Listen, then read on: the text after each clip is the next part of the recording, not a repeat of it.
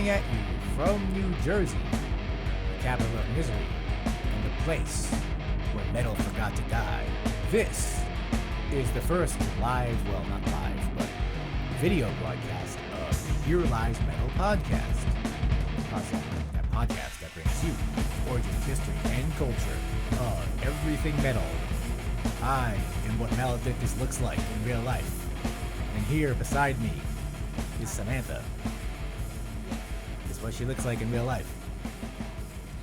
And we shall be your overlord for today and all of eternity. Welcome. Welcome to the visual version of the Here Lies Metal podcast. Now, we'll only be doing this for basically news episodes. If we do any playlist episodes, obviously we cannot put this on YouTube, otherwise we will be banned for life. Also, any kind of educational episodes we could probably do as well. As long as they don't involve any music, basically, we can put these on. So not all of these will be available on our brand new YouTube channel, the Here Lies Metal Podcast YouTube channel, which is up and ready to go. So let's begin. This, of course, is a news episode. So we have a lot of stories that have taken place in the past few weeks that we'd like to go over with you and share with you in our own opinions. Do we want to talk about our recent adventures first? Oh yeah, of course. We always talk about all the shows we've been to. A lot of concerts. Yeah, there's been a lot of shows since we went to since last episode. We about did one a week. Metal. Yeah. So let's see. Where did we start? Well, I think actually you started. I didn't go to this, but you went to the Melvins. Oh yeah, I went to the Melvins. Okay, so I went to the Melvins. That was a while ago. Yeah, I saw the Melvins down in Asbury, with a friend of mine, came up from DC. And we saw the Melvins, usual Melvins. I mean, it's the Melvins. What do you want? It's I mean, the Melvins are really good live. Yeah. They're back to the normal Melvins. They don't have the guy from the Butthole Surfers anymore, whatever his name was. I can't remember his name. When they had two bass players, they had the guy from the Butthole Surfers. I didn't see that Melvins playing. Yeah, they always have some kind of gimmick going on. But however, they are touring with Red Cross, which is the bass player Steve. So did he do double duty? Yeah. So he had to play two shows, and I didn't ever realize what Red Cross was. There were bands been around since the late '70s. They're basically like this very general kind of rock, punkish rock band. They kind of sound like the Beatles a little bit. Very just standard music, fun. Kind of like old people music. Old people. Well, they're pretty old. I mean, old weirdos. Yeah, old like LA weirdos, but it's very standard music. There's nothing. It's very not like the Melvins, but it's it's kind of boomery, but in a way, I don't know. It was good. It was good. Yeah, I liked it. So yeah, Melvins, Red Cross. I'm sad I didn't go, but I wanted all my energy because the next night was Municipal Waste. Yeah. Oh yeah, we did that. And a bunch of hardcore bands. Yeah. And Napalm Death. And Napalm Death. We actually witnessed Barney damage his leg.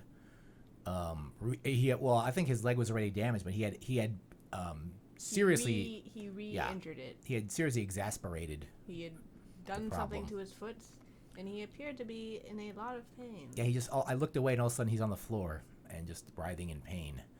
And basically, for the next few shows, he was performing sitting down because of that event. So. He was not sitting down. He was on the next show. Yeah, next shows he was sitting down. He finished that set, honestly. Oh yeah, he did. Yeah, I told him he's gonna. He was hopping around, but he did it. Yeah, I knew. I'm like, he's gonna fill it the next day. It was a bit of hooting at him. Yeah. From the crowd. Yeah, they were. It was all in good fun. There was like this British lady in front of us who obviously was she there. British? Yeah, she was obviously there with him or something. She kept like yelling at like people because they were hooting at him. Like she was just taking it really serious. She was like, "You shut the fuck up!" And I was like, "Calm down, lady. They're just kidding. They're just calm down. They don't mean it. They don't want Barney to be hurt. Just calm down." I don't know. There was a lot of hardcore idiots. Yeah, it was an okay show though. But we've had worse shows in the past 2 weeks. Sick of it all. Sick of it all. They were good. Very energetic. Very energetic bro-core. I don't know. Bro-core is not for me. The bro-core thing is back. I never did that 90s bro-core. It's coming back strong. I mean, a lot of times I was kind of bored during it, which is hard because it's so much energy. Yeah, there's a lot of energy. Those guys, for a bunch of old guys. The one thought that went through my head a lot was like, wow, hardcore is retarded. And it's back, though. It's retarded, but it's back. But there is some hardcore I like. So this hardcore is brocore. It's brocore. It's brocore. Yeah, it's 90s brocore. 90s beat you up core, we used to call it. It's New York. Yeah, that New York hardcore sound. Well, they are, by the way, on tour with Agnostic Front. Everyone's going crazy. So that's a big show. Everyone is going crazy for. But we saw the Waste. Municipal Waste. Like the Waste. Yeah, I've always seen Iron Reagan. I've seen Iron Reagan like 100 million times, but I've never actually seen Municipal Waste. By like that, do you mean 3? Yeah, no, I think it was, I saw them way back before I knew you. No, I saw them like 10 years ago, opening for I Hate God, some small club in Brooklyn. They did not exist. Very long time ago. I hate to break it to you. They were. It was like 2008, 2009. They did not exist back then. I saw them in a small club. Did not, because they did not exist. Okay, I'll ask. Their first album is like 2013. It was and they might have before existed, that. This is like for a few years before that, but not like 5 It was years. absolutely before 2013, and it was a small club called Archon in Brooklyn. We were saying I Hate God. I hadn't seen I Hate God in a while. Well, okay. And I believe you saw them. I do not Rich. believe it was 2008. Ask Rich and Dave Seaman. He was there. I will not speak to a man named Seaman. That's his name. It's Jewish. He was there. We were there, and I was like, and that's the moment. And I was like, okay, maybe it was 2013. Exactly. Yeah, it was probably not 2008. It was probably like 2012, 2013.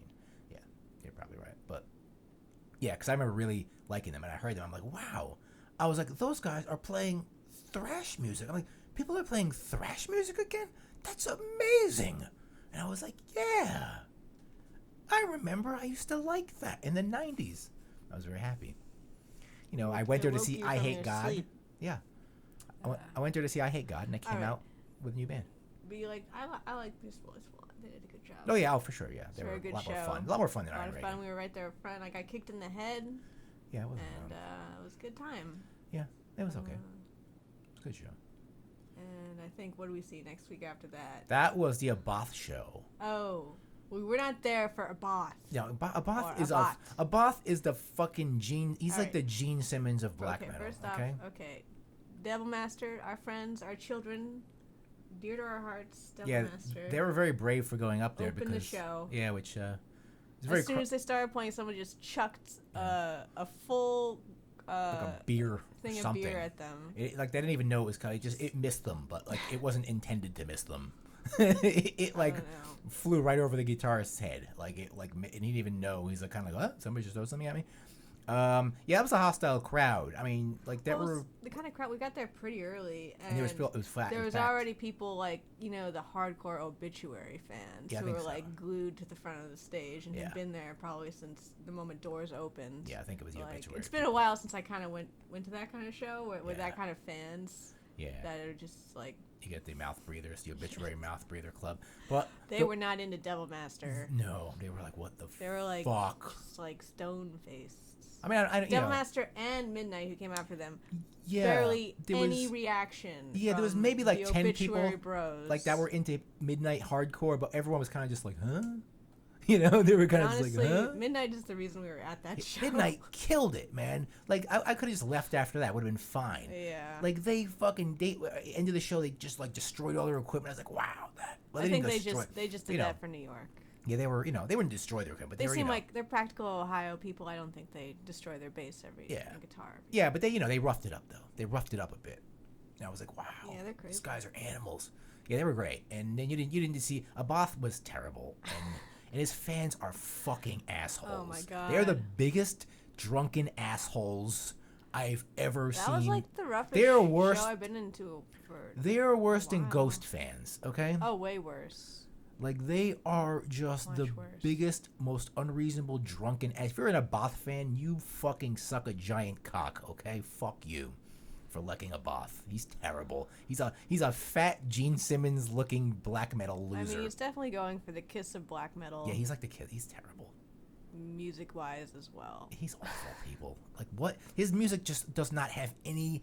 Like, if you like black metal, like, I don't see why you would like him. I'm sure if you're like a hardcore Immortal fan, this is interesting to you. But it's, I don't know. It's not very interesting to me. I mean, I like 15% of black metal.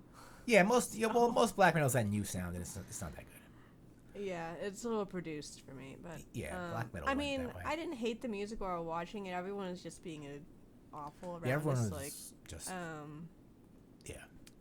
And Abath himself is kind of off-putting. Yeah, he's kind of like this to be big, close to, and we were rather close to. He's this big fat guy. He's like just this big babbling fat guy. You know, it's like, put your shirt back on. No, his shirt was on. You could see he has this belly though. It's like, all right. He was wearing a costume. Yeah. Dress more like, you got to dress more like Obituary. They're a bunch of fat guys. They wear their cargo pants. Well, you always complain that people don't dress up. Yeah. But if they reach an old threshold, but you gotta make it work. If you're a big fat guy, you can't wear tight things. It's not attractive. You gotta make it work. Put the leather away. Yeah, you gotta make it work. You need to. You don't like. Listen, Obituary. They've always been wearing their cargo pants. Okay, that's their thing. That's a death metal thing. Okay, but so that is their costume, I guess, right? But you gotta wear your costume when you're up there. I used to always be so against wearing the costume when I was young, and that's why no one gave a shit about my bands I was in, because I was like, oh, I'm just gonna dress in my jeans. No one cares, dude. No one wants to see that. Well, I bet like the guy in 1349 who wears the big cloak. I bet he's a fat guy under there. Yeah. Oh yeah. Yes. Exactly. But a bot can't wear a cloak. Oh yeah, he should. That's not his personality. He's trying to do this Gene Simmons. He reminds me of Gene. Like I'm like he's like a Gene Simmons. I'm sure he tries to sell stuff. It's like, I'm Norwegian. He's a loser. Norway's Gene Simmons. Yeah, that's what he reminded me of. I'm like, he's like a mixture of Gene Simmons. We didn't know we needed it, but we have it. And like Gall or something, but not as cool as Gall. He's not like Gall at all? What are you talking about? Yeah, he's not as like edgy. He's got like Gall is never like funny. He's like a goofy. Yeah, he's goofy and stupid. Like Gall. Well, I think Gall is more funny now. He's kind of like, hey, I should. Yeah, I think he's like, I should turn the edge stuff down. In his old age, he's like, I should turn it down a little bit. He's still pretty serious. He's a very serious gentleman. No, every time he came out as gay, he's like, he's a little bit cool. He's like, all right, I'm gay, everyone. I was angry before because people were giving me a hard time. But, Satan. What else did we see? We saw more than that. What did we see? We talked about Enforcer, right? Yeah, we talked about Enforcer. That was, yes. Yeah. What else did we see? We just saw King Diamond. Oh, King Diamond and Uncle Acid. Did we see anything else in between? I don't think so. Yes, we did. What? Yes, we did. Pentagram. Oh, yeah. Pentagram. Oh, God. Pentagram. I forgot about Pentagram. How can I forget about it? We saw Pentagram where? Remember that place we like to talk about? That place that should be banned in Montclair, the Meat Locker? Pentagram played in the Meat Locker. They were supposed to play another small, shitty club in New Jersey, which met the fire code and has a liquor license, but nevertheless, it's a small club. It's like a Mexican restaurant, actually. It's in Teaneck. It's called the Debonair Hall or something. The Debonair Music Hall. Debonair Music Hall. Debonair. Now you can see the gestures I make. Debonair. Yeah, and they were supposed to, and for some reason they got canceled. I'm like, oh shit, they canceled. I guess we're not seeing them. Then suddenly, not too many people knew. It was only because I was snooping around Facebook. And there was no reason given for this cancellation. Yes, I asked people. They're like, I don't know. And I'm just snooping around Facebook, and I see a friend of the guy that runs Meat Locker, that crazy grindcore guy. A friend of his, not even him, a friend of his was like, oh, come to see Pentagram tonight, and it was almost like it was a secret. And I was like, oh shit, I know the secret. Pretty much was. They did announce it on the Meat Locker site, like at 7 o'clock on that night. Yeah, so only like pretty much the fans of Dave were there. The Meat Locker guy, like his fan club was there. Well, they also had it on like Pentagram's website. Yeah, right. If you're a Pentagram fan too, you probably know. But otherwise, like you weren't going to see it. A little video of Bobby confirming they would be there. Yeah. You weren't going to see it on Facebook events, okay?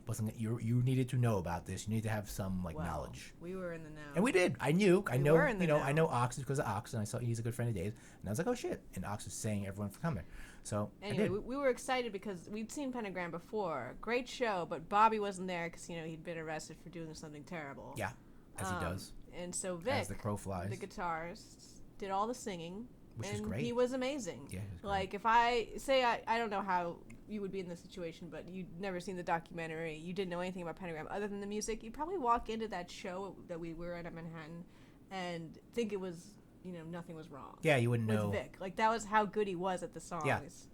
Like, it was great. Yeah, if you didn't know it was Pentagram, you'd be like, oh, this band's great. So, like, wow, look at this. We were ready for it just to be like, oh, there's no Bobby. What is this even going to be? But I was like, is anyone even going to show up? It was amazing. It was great. But now, Vic is out of the band. Yeah, but apparently I've been looking at the lineup. He's been in and out before. That guy that played for them has been in and out before, so there's some sort of, maybe he's just kind of taking a rest. I mean, I don't know, but he's not on this tour. Yeah. He wasn't there. Yeah. Bobby was there.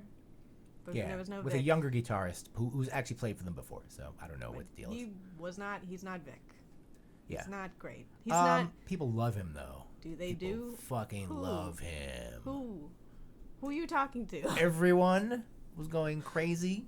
They were just drunk. Well, like They I love said, Bobby. yeah. They No, love so, no, Bobby. no, so I'm talking about Bobby. That's what I mean. Oh, I thought you were talking about What that did I say? random new No. guitarist. No. I don't know who that guy is. I don't know his name. No, I'm talking about Bobby. Yeah. Everyone loves Bobby. Well, And he's kind of just like, meh, I've he's... seen the documentary. Bobby wasn't, like, being an ass. He was, like, very kind of grateful to be there. He was like, thank you, everyone. He was being really nice.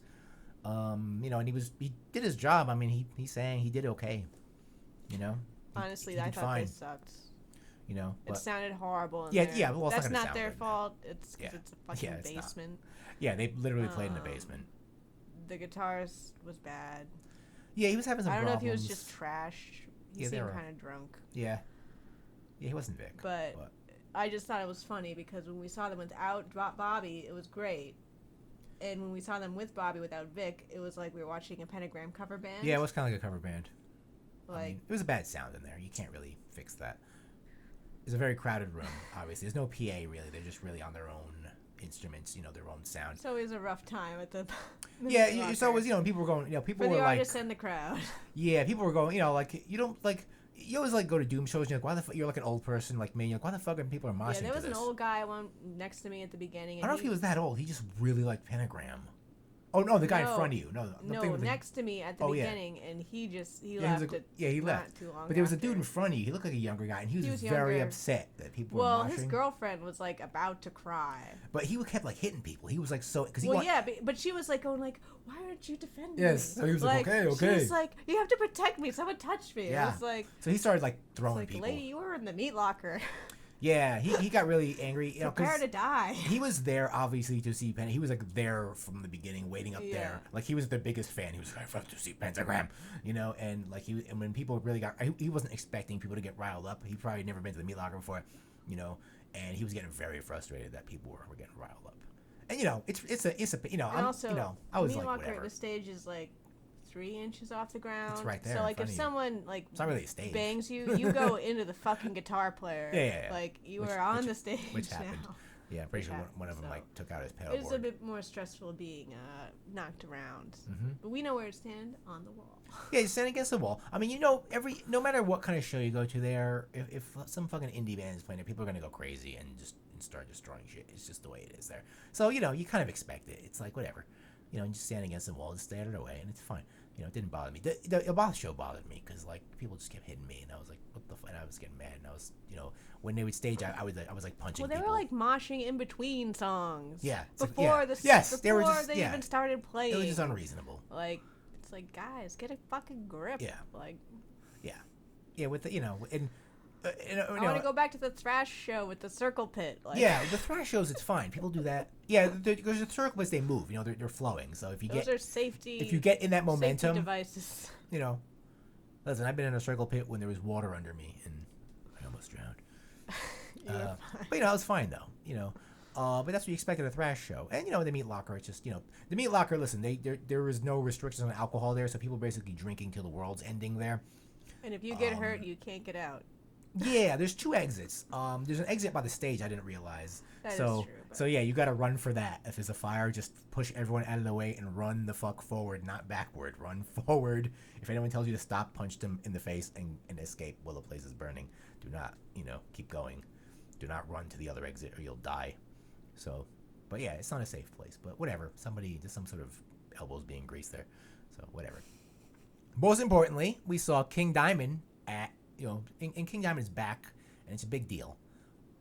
He's touring with Uncle Acid, and Idle Hands, who we missed because it's really hard to get to Brooklyn during rush raining hour. It takes like 2 hours. It takes rain. like 3 hours from here, and it's only like 20 miles away. Not even. It's like, well, if you like remember, 10 we had miles to away. take the back roads. Yeah, it's not a good. If you're going to a show, that's like really bad, really bad. If you're going to a show after work to the city, it's gonna take you. Like if you're going to Brooklyn, it's gonna take a while. I was pretty bummed to miss Idle Hands. Yeah, whatever. They have a song about a dragon. Yeah.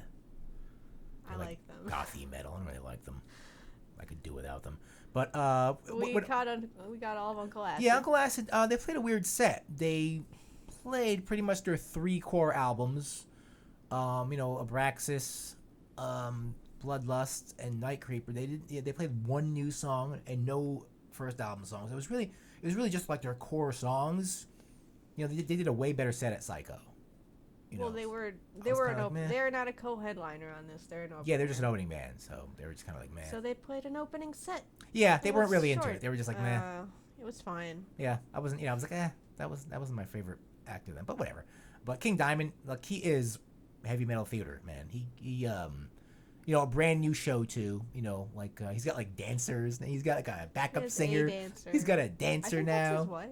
Is that? Yeah, it might be his wife actually. Yeah, that actually might be his wife, the dancer. Yeah. No, the singer. No, his wife is no. I'm pretty sure his wife is like Asian. I think she's European. No, because she lives in Oklahoma. Oh my god, we need to. Yes, look it up. I'm pretty sure she's Asian. She's like on my phone. She's like a mail order bride kind of chick. Okay, we're gonna look this up real quick. I can look it up here. No, I'll just look it up here. Sorry, I didn't bring my phone. King Diamond. Wait, I just looked up King Diamond wife. Okay. Watch this. King Diamond. I'll do it. Here, look it up there. You blathered. I'm pretty sure she's like of some sort of Asian descent. She's like a mail order bride. He like bought her, and that's what happens. I don't think he needs to buy anybody. People do that. They just do it because they want, that. So it doesn't. There. See, not. That is not the girl that was singing. Her name is Livia Zeta. She is not Asian. She's Eastern European, as I thought. Oh, okay. Also a mail order bride. Okay. No, she's like an artist or something. I read about this at some point. Did she cost? Don't be mean. Did you have Don't to pay her family? King Diamond. Did her family approve you, King Diamond? Look, she has her own Wikipedia page. She is not a mail order bride. Okay. Some mail order brides might have their own. Is best known. Okay, with King Diamond. She is a backing vocalist. I think that was her. Yeah. Yes. Didn't look like her. She was like blonde backing vocalist. They live in Dallas. Dallas. Okay. It was somewhere around there. Yeah. He might have used to live in Oklahoma, but yeah, he lives in Dallas now. Okay. Yeah. She does yoga. Okay.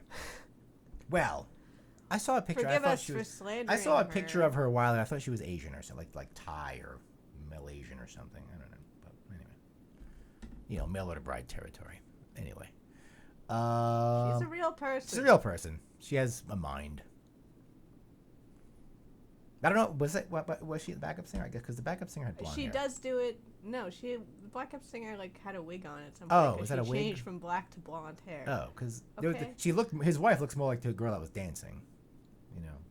That could have been a wig too, Steve. There's wigs in the world. Wigs, I guess I don't understand wigs. This is a wig. You can't trust your eyes. This is a wig. This is all fake. I just have to look metal for you. This doesn't look good enough to be a wig. It's a wig. It's all wigs. None of us have hair. King Diamond was great though. It's heavy metal theater. It's like he's the ultimate Europass guy, and we're gonna explain to you what the Europass is one of these episodes. We'll do it the 2 episodes from now. Yeah, we'll do it. We'll explain that to you. Our theory. Well, it's not a theory. It's the fucking truth. The idea of the metal Europass. But yeah, King Diamond is he played the King's Theater, which is a huge theater. It's not like some club. It's a huge theater, and he filled the entire thing. So King Diamond, I remember. I'm gonna talk. It's boomer talk now.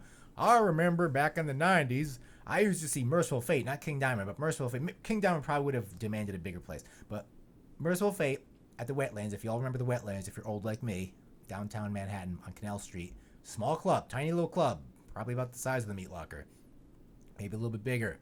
Merciful Fate on the stage there, on this tiny little stage, and I remember people were going crazy. And every time someone would lunge at King Diamond, he was kind of like, ugh, because he's a little guy, so he was kind of like, get away from me. You're gonna mess up his costume. Yeah, but this was back in the 90s, and so it's just what like sort of a great resurgence like standard metal like that has had, or just metal in general, in this day and age, because it's just the internet, because everyone like kind of has access now. I hate the internet. Metal used to be just for me, people. It used to be for me. I was the only one. I don't even know how I'd find new bands without the internet. Yeah, well, back then you couldn't. You just had to kind of go to the Wetlands. What the hell? You kind of just had to go, and you'd see who's playing. You didn't have to buy a ticket in advance. Tickets wouldn't sell out because you would go there. No one fucking knew who Merciful Fate was. Well, we did because I hung out with the cool people, so we knew. Ooh. Me and like Rich, we knew. So we were, you had to turn to the back of the Aquarian or the Village Voice. And that's where you'd see what shows were playing. You had to literally look back there. It's like, oh, who's playing at the Wetlands? Oh, this person. That's the only way you would know. So you had to like do some reading. You had to do some digging back then to find out who was playing. And that's what's different today. So everything is kind of just shoved down your throat. On Facebook, you'll see some Facebook events. Like this person's playing, and everyone goes, and you got to buy tickets like, like 8 months in advance these days. Back then, you did not buy tickets in advance. You just went to the show. And it probably wasn't going to sell out. Well, you know who's holding that up now? The Meat Locker. They are for real. Place. Okay, the Meat Locker. They are doing it the Boomer way. Okay, praise them.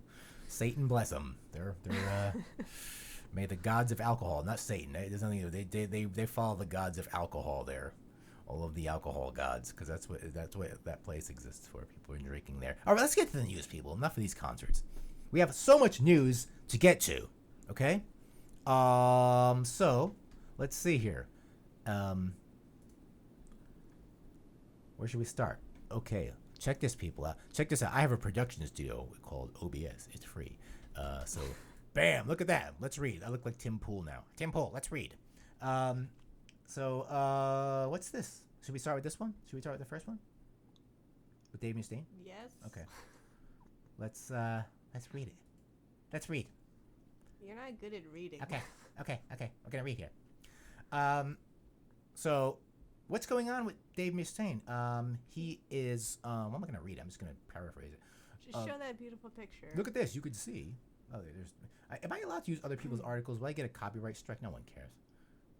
Nothing. You could do that. Well, I don't even see why we need this, but go on. I have to show them what I'm reading here. You don't. Also, I could see it here instead of having a look over at this monitor. So anyway, Dave Mustaine is he was diagnosed with throat cancer, where they canceled their tour and everything. They did do that cruise though, so and they're working on a new record. But he is apparently done with his throat cancer treatment. So as you can see here, so. And he's, and as you see here, they're touring again. So look at that. Isn't he selling off all his gear? Yeah. So I found, and it wasn't on this, but I had noticed, and it was a couple articles. I'm a big user of Reverb.com. I sell all my gear, for drug money. And so he's basically doing this, sort of celebrity sale on there. And he's selling a lot of his old gear. So it's like, hey, I wonder if that has anything to do with his treatment. Is he having like money problems, or is he just doing it, just for the hell of it? I don't know. But it just seems kind of like, wow, he just finished treatment. Maybe he's like, oh my God, I have these huge medical bills now.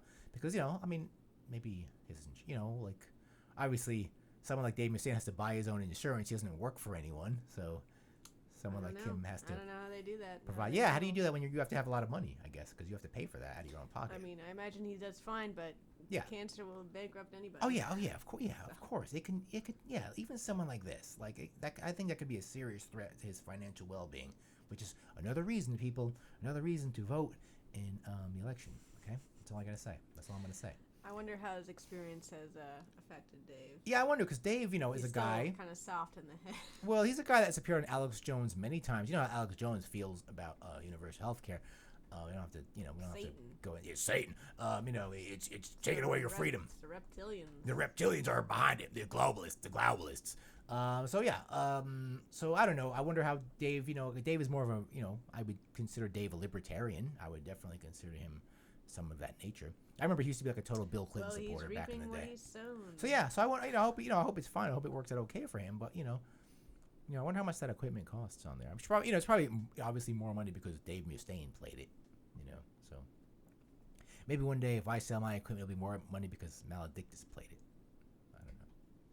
Probably not. It'll be worth less. No, actually, he touched it. So this is just used. Less. Yeah, this is just you. It's I don't even. Yeah. So yeah. So but yeah, that's basically that story. They have some European dates. They're in Europe. I don't have to read this. I don't have to do my Dave Mustaine voice. Is that the Dave? Exactly. We don't need any of this. Is that Dave? Is this Dave's useless quote here? No, that's Dave Ellison's quote. No, that's all Dave Ellison. Dave Ellison talks like he's from Minnesota because he's from Minnesota.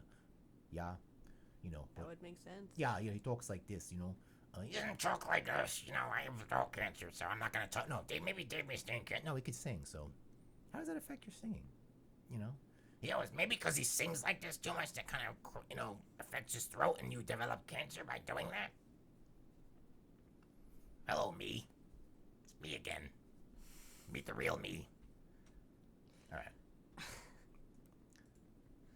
Enough of that. What's this? Oh my God. What's this? Walls of Jericho. I don't know who they are. But this almost seems fake. Like, but you can't make this up. Was arrested with 632.5. We've got the exact weight of weed. Dustin Schoenhofer. I don't know who this guy is. Drummer for Walls of Jericho. Is that like Christian rock? That sounds like Christian rock, right? Walls of Jericho. We didn't do our research. Yeah, why? Who would? From 2004 to present day. All right, that's how long he's been in the band. Has been arrested in Oregon with 632.5, 0.5 and 0.55882 pounds of marijuana and suspected 36.8 pounds of butane honey oil extract. Why don't I know what that is? Something the kids are doing. Is that what these kids? What is that, people? Comment below. Comment below, as they say. Butane honey oil. That sounds like you could light that in a fire. That sounds dangerous. Can you consume that as a narcotic? I don't, as a drug. According to Fox 12 Oregon, Schoenhofer was stopped on a highway. What 630 pounds? What was he driving? Like an 18-wheeler? 140 East, about 3 in the afternoon for a traffic violation. Don't speed when you're riding dirty, bros. Don't speed while you're riding dirty. They riding, I'm riding dirty. They're hating. How's that song go? Oh my God! Stop. Yeah. So don't cause any trouble. It's just some state trooper got a warrant to search his vehicle. Oh, it was 2015. So if you're driving a pickup truck, like that must be completely just the back, gate must be just overflowing with weed.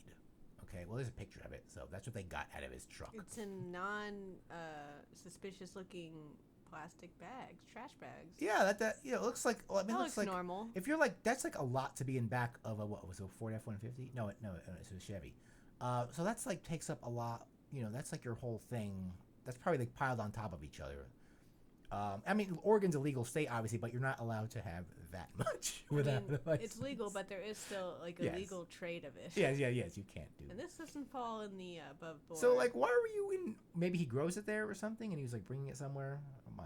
Obviously, I don't know, but anyway, goodbye, Walls of Jericho. Find a new drummer. Yeah, he's gonna. I think he's going away. That might be some felony time there.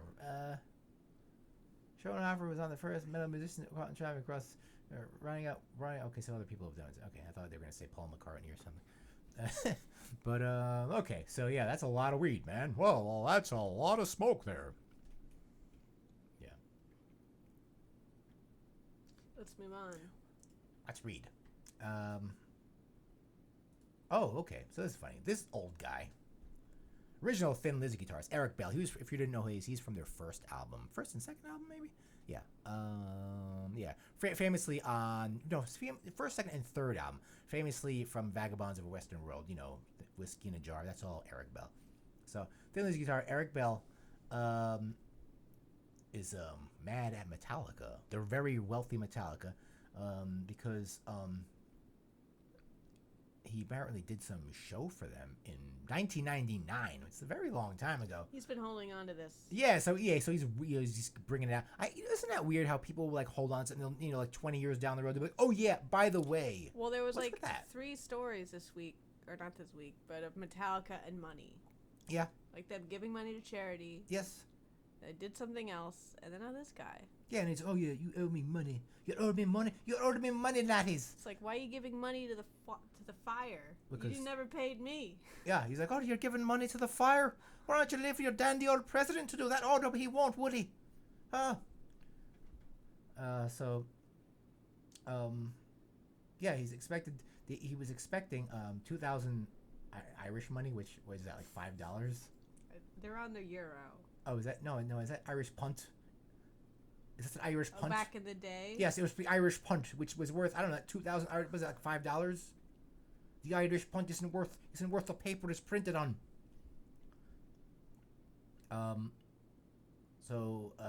Instead they gave him like a bunch of shirts and stuff. They're like, Lars, like, hey, these few things we're playing for. He's like a bunch of Metallica shit. Well, those shirts actually are probably worth like more than it's like money. It's like money in Ireland. Those shirts are like $30 or $40 each, man. If they give you a pile of those, I think you got about $2,000 there in dollars. But yeah, so they didn't pay him, so he's I don't they just they give you shirts though, bro. They give him key rings and hats and shirts. He's like, I got paid fuck all. That's what he said. And then they fucked off. He talks like a true Irishman. I wasn't Eric Bell. Okay, Eric Bell words. It wasn't until I was sitting in my car on the way home I realized that they hadn't paid me. Like, really? Were you high again? And he's like, oh my god, they stiffed me. And I thought I'm laughing at this guy talks. I thought I'd get something in the post. That means the mail, by the way, in Ireland. But not a dicky bird. What is a dicky? A dicky. I'm going to use that now. I haven't got a dicky bird. A dicky bird. A dicky bird. You get fired. Dicky bird. Fuck all. Alright, so, they're a pack of bastards. Oh, they kind of censored that on the title, so I thought he called them a pack of bitches, but no, he called them a pack of bastards. I mean, is bastards worse? I know. It's like a word you see, It's not. It's like a word they wouldn't even edit out on TV back in the day. You could say bastard. So yeah, Metallica. What do you expect, dude? So what do you want, Eric Bell? What do you want? A dicky bird? You're not the most, exciting former member of Thin Lizzy, so. He had that sound. I mean, that third album was really what put Thin Lizzy on the map, and he was responsible. You're not gonna get the star treatment from Metallica. Yeah, they wouldn't do that to Phil Lynott, if he was living. Well, no. Yeah, they probably wouldn't do it to What's that guy? to Scott Gorham. Yeah. But you're kind of like the. You should be happy to be there. That's what. Yeah, you should be happy to be. I'm happy to be here. A ticky bird of it. Fuck all. Pack of bitches, are they? Bastards. Pack of bastards, are they? Right, enough of Metallica gave a bunch of money to the Fire. Yeah, they gave money to the Fire. Oh, I think we have that article as well. This is funny. He played whiskey. He played whiskey in the jar with them, obviously. All right, why am I still on this guy? Funny little Irishman. What's this? Okay, here we go. What's this? No, it's another Metallica. A lot of Metallica news. Metallica news is funny. Let's read. Kirk Hammett says his Metallica riff ideas are always shot down by James. Still? I mean, well, to be honest, Kirk's riffs just aren't that good. Okay? Like, when he comes up with something... I saw him once on this... He was on That Metal Show, which I must have been a very long time ago. And Michael Schenker was on. He was like, well... Michael Schenker's here. And he was like, Michael Schenker, I want to show you a riff. And it was like the most generic, stupid riff ever. And he's just like, come on and play it with me. Michael Schenker's like, he's like, okay, I guess. Like Michael Schenker was just completely unimpressed. He was just like, yeah, okay, yeah, okay. I was like, yeah, it's kind of awkward. Like, he doesn't even give a shit, man, that you're Kirk Hammett. Poor Kirk. He's like, I don't really care, dude. And yeah, just Kirk. But the bottom line is to narrow down the story, he just came up with this completely generic riff, and it was just like, okay. So yeah, I don't think Kirk Hammett is really the riff guy. I mean, James is definitely the better guitarist there. Guys that go to rehab are just better at playing music. So yeah, that's just funny here. But that's how it's always been for you, Kirk. Listen, those two guys are they're like a Lennon and a McCartney. I mean, they are obviously in charge of that. What about Lars? No, I'm talking about Lars and James. They're like a Lennon and McCartney. They write all the songs, they arrange the songs, and they might let you get a word in there. Listen, I know how it is. So he's George. He's absolutely George. Occasionally, but I think George got way more of a say than someone like Kirk. George sang a bunch of songs. when the Beatles got into that kind of we're Buddhists. I think that was all George. Like he was like, I'm the Maharaja. That was kind of a George. That was kind of the George sound. And George, when the Beatles all kind of got out of that phase, they're like, oh, that was fun. George was, George stayed in it, man. He's like, no, I'm staying with this Buddhism stuff. But yeah, I mean, that was, there's obviously a picture of Bob Rock down here, and that was definitely kind of portrayed into some kind of monster, whether that was real or not, was dramatized. That they're not gonna. Why is that even used, Kirk? We all knew that. He haven't asked you about this, and your riffs probably aren't worth anything. So just let. I think in this article they mentioned how someone asked him for Hardwired, like what he'd written, and it wasn't much because he said that he had a cell phone. Oh yeah, so that old that thing, got yeah. lost. Yes, and that's why he didn't write anything. Yes, he had lost his songs. But and I remember somebody told me that back then. I was like, well, they probably weren't very good. I was probably for the better. I doubt that even happened in the first one. Yeah, they just didn't let him write them. That was it. They're like Lars just tell the press that that's what they want to hear, But yeah, that's not really anything new, Kirk. Yeah, no one wants to hear you. It's just listen. You're making a lot of money in that band. Just be like, okay. All right, we're done with this one. It's your job. Just you don't need to make a big thing about it. More Metallica news, and more in Metallica news. I wonder where James Hetfield is. I wonder if he's out of that thing, his alcohol rehab. I'm sure it takes a while. Yeah, I guess it does, right? Do it right. I figured he'd be there for a week and be like, all right, I'm done. Like, if it was me, I'd just be like, all right, I'm good. Well, you've never been addicted to anything. No, I'm not addicted to things, so people. You don't know what you're talking about. Why would I be addicted to things? I'm addicted to metal.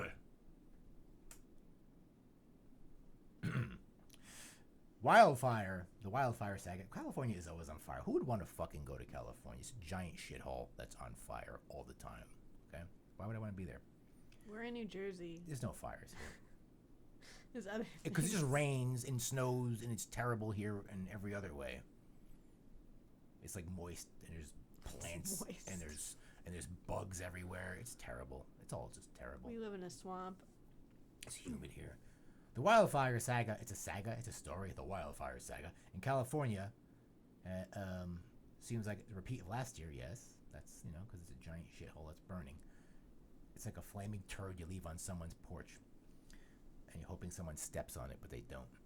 And Metallica's doing their part and kicked in $100,000 to help with the effort. So, there you go, Metallica. A pat on the back for Metallica. I know Trump had, the president, had threatened... what's that California governor's name? That dude. This is not a politics. Yeah, I can't remember his name. Anyway, but Trump, had threatened him. He's like, I'm going to take your funding away for fire, so your whole fucking state burns. Which Trump would probably like. He's like, yeah, Nancy Pelosi will catch on fire. It sounds good to me. Yeah. So Metallica's like, no, well, we'll do our part, so our mansions don't burn down. That's probably what it's all about, really. Well, James Hetfield lives in Colorado. Oh, he does? Why? Yeah, he lives in Vail with all the other rich people. And I don't blame him. I would live in Vail, too, if I had a lot of money. Not good enough anymore? Oh, fuck no. Why would he want to live there?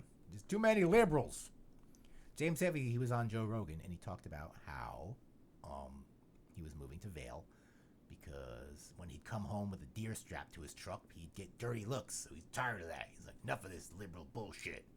I had it with this. Yeah. I'm going to go to Vail with all the conservatives. James Hetfield is a redneck poser. Well, you can't be a redneck. From L.A. Yeah. You're a poser. You can't be from, like, the life you had and, be a redneck, okay? Like, he opted into hunting. He was not raised hunting. Yeah. Oh, okay. He might have been. I don't know. Downey, where he comes from, is kind of a shitty place. Yeah, but there's no... It's not a redneck place. It's urban, though. Yeah, it's suburban. We went there. Yeah, it's a shitty suburb. We looked at it. Yeah, there's like a painting of James Hetfield on a power on like a. It's on like a mailbox. On like a mailbox. That's your monument. And some other band on the other side of it I never heard of. Oh my God. We're from Downey. Yeah, wonderful place. It's a shithole, Downey. It's a giant shithole. I would not want to live there. So yeah, Metallica, they're doing their part. So you got to credit them on that before California. Well, maybe, I don't know. Is it good that California... No, I guess it's not good. I guess there's some good people there. But everyone's leaving California anyway, so there's nothing, only the rich people are going to burn because they're the ones that could live there. Everyone's moving to Las Vegas. Let's move on.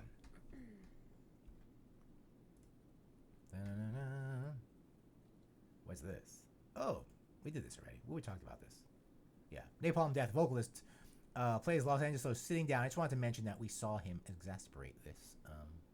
Well, he says they certainly just gave him a little chair. He doesn't have like that David Grohl that throne. Was like 2 weeks after the show we saw. Yeah, so he was still hurt. He must have just got worse. Yeah. When you have an ankle messed up, Did you like the Napalm Death, by the way? Oh yeah, they're always fun. I've seen them a bunch of times.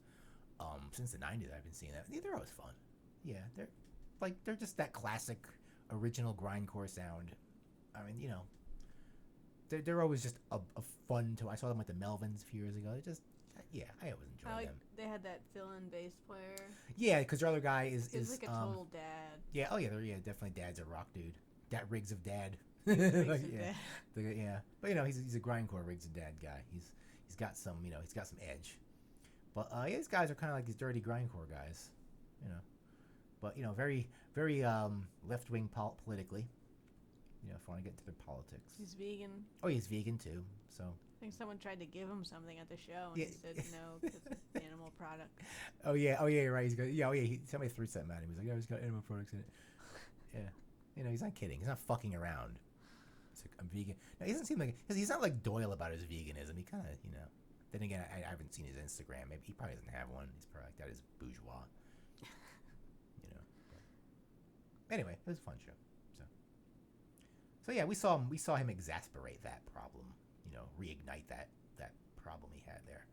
So this is just a result of it. Yeah, I repeat myself all the time. But they didn't give him the David Grohl throne. Did you ever see that throne that David Grohl had? They did not give Barney that. He just has like a fold-up chair. It's not even a good chair. Yeah, it's not even a comfortable chair. You should give him like a nice cushion. A good chair? He doesn't want it. He's a grindcore guy. He is a man of the people. He is not going to sit in a throne. Okay, he's not royalty. All right, he hates royalty. He hates the bourgeois. He wants to bring them down in their meat-eating ways. Do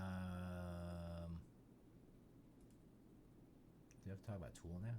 You put it on here. We don't have to talk about it. Of course we do.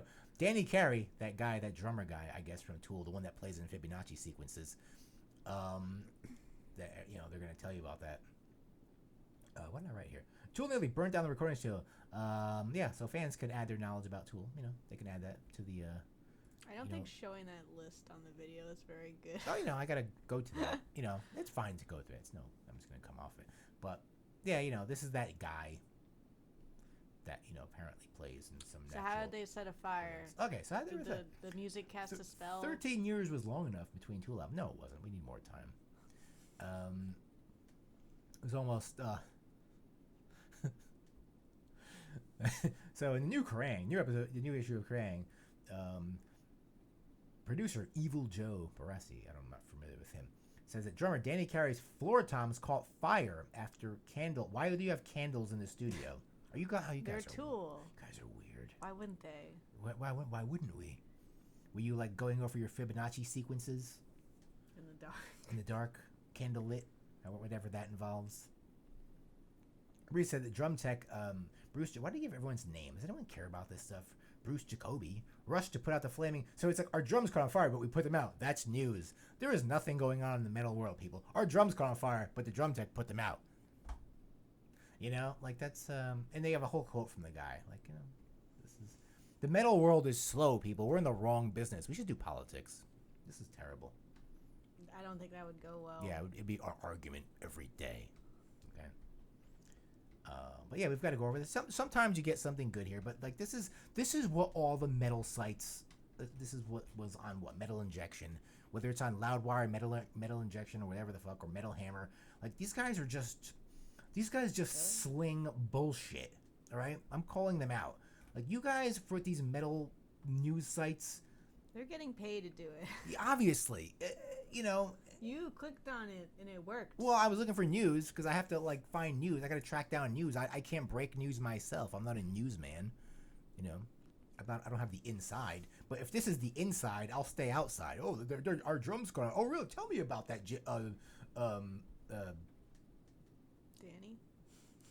Danny Carey. Danny Carey. Tell us about that. Well, you know, we were lighting candles in the studio when we were recording, and my tom was caught on fire. So let's talk about something else then. Yeah. Close the article. There must be something else that burnt down. I bet you didn't really almost burn. Like it's probably like, oh my god, the things are on fire. Oh, like there's a difference between burning down the studio and your little drums catching on fire. Okay.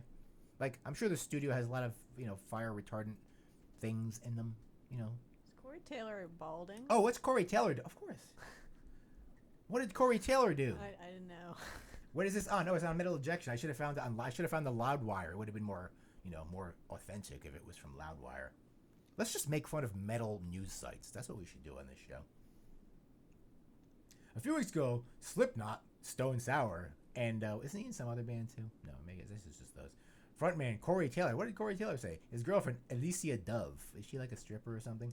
Tied a knot at a private ceremony in Las Vegas. And the Valley of Fire. I went up there. Valley of Fire.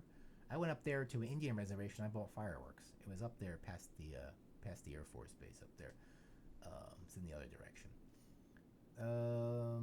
Yeah. So look at that. He has like some kind of shaman wedding.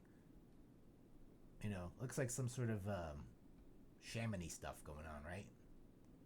I don't know. It looks like white people. White people. That's what it looks like to me. Look, it's Corey Taylor.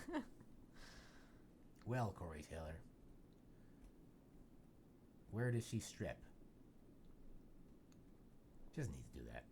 I'm sure she doesn't anymore. She's not anymore. But, he must have met her there. I would Google her, but Horse. I don't care to. Like, I will Google King Diamond's wife.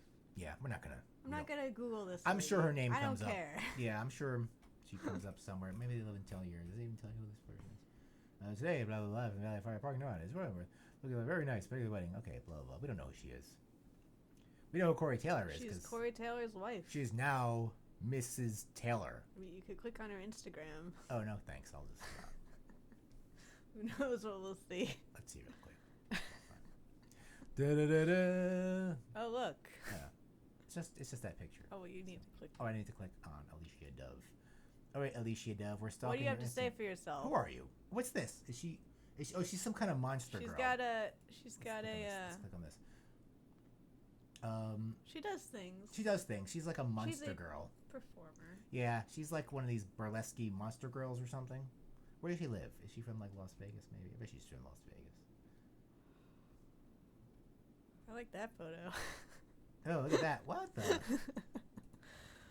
That's Photoshopped. That's Photoshopped. Oh. Yeah, somebody photoshopped that onto there. I thought maybe like they did that for Halloween or something. Yeah. Like, wow, these guys are cool. Is that like a drawing of them or something? Somebody drew them. Her occupation is Corey Taylor's partner. Yeah, that's your job. That's fine. That's her job. Let's move on. Let's listen. You know what Corey Taylor said. Stop creeping on this lady. You know what Corey Taylor said even before Loudwire.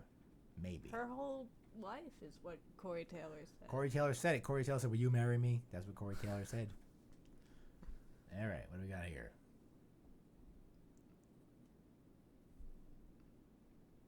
In more like 90s. We're deep in the 90s right now. Oh, look at this. This just in. Breaking news. Confirmed. Raids Against the Machine are reuniting in 2020. Frat boys everywhere rejoice. Revolutionary bros start burning flags and wear your Che Guevara shirt. Put on your Che Guevara shirts and your cargo shorts. And, I always wondered, like, do these, like, frat, because in the 90s, obviously these guys were huge. And, their crowd, it consisted of, the kids that would go to the Woodstock show. Remember the Woodstock shows back then? These guys played one of those Woodstock shows, right? Yeah, I'm pretty sure. I don't know. Listen, for these guys singing about such, like, if you listen to their lyrics, they're very sort of, very left-wing lyrics, right? Mm-hmm. Very, like Antifa level, like, left-wing stuff. But then, you look at these guys, and, they're making, like, they're huge. They're making tons of money. So I never understood, like, when I started, listening. It's almost like a meme how much they're misunderstood. Like, wasn't this, like, yeah, Paul Ryan they're his favorite band? This is his favorite band. Like, Paul Ryan, have you listened to their words? Just telling you Rage Against the Machine. It's about the music. Because they made such commercial music. Yes, that's the thing. So it doesn't matter. It's like, listen, guys, you can't use the master's tools to take down the master's house because the bros start to like your shit. That's right. You can't. Yeah, you can't do it that way. I don't know if these guys intended to do. They probably did. Guys, you got to read your theories some more. See, I don't. I know like Tom Morello. Like he's a nice guy. Like he's a very smart, Harvard-educated guy. But he's kind of an elitist. I mean, he's kind of made to like exist in that Hollywood era. Great guitarist, great guy. Smart guy, but like he kind of takes that message that his band is about with a grain of, he's kind of like, he's really, He's not like, hey, we need to do this. I do think it's interesting that they're coming back now.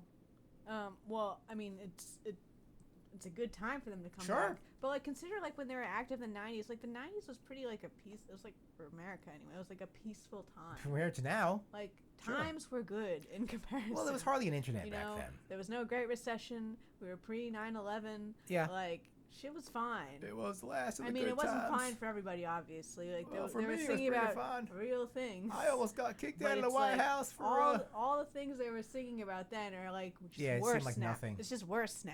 Yeah, now they kind of like mean something. Back then, you were kind of like, what? Calm down, guys. Everything's fine. Like the worst thing was happening. Like, imagine like Bill Clinton. He was like, well, I got a blowjob underneath my, and I lied about it. Like people were like, oh my God. Like today, imagine like, like Trump does that like every day. he's like, yeah, got all kinds of mail order brides. But yeah, like this just seemed like, So I want to see what they do.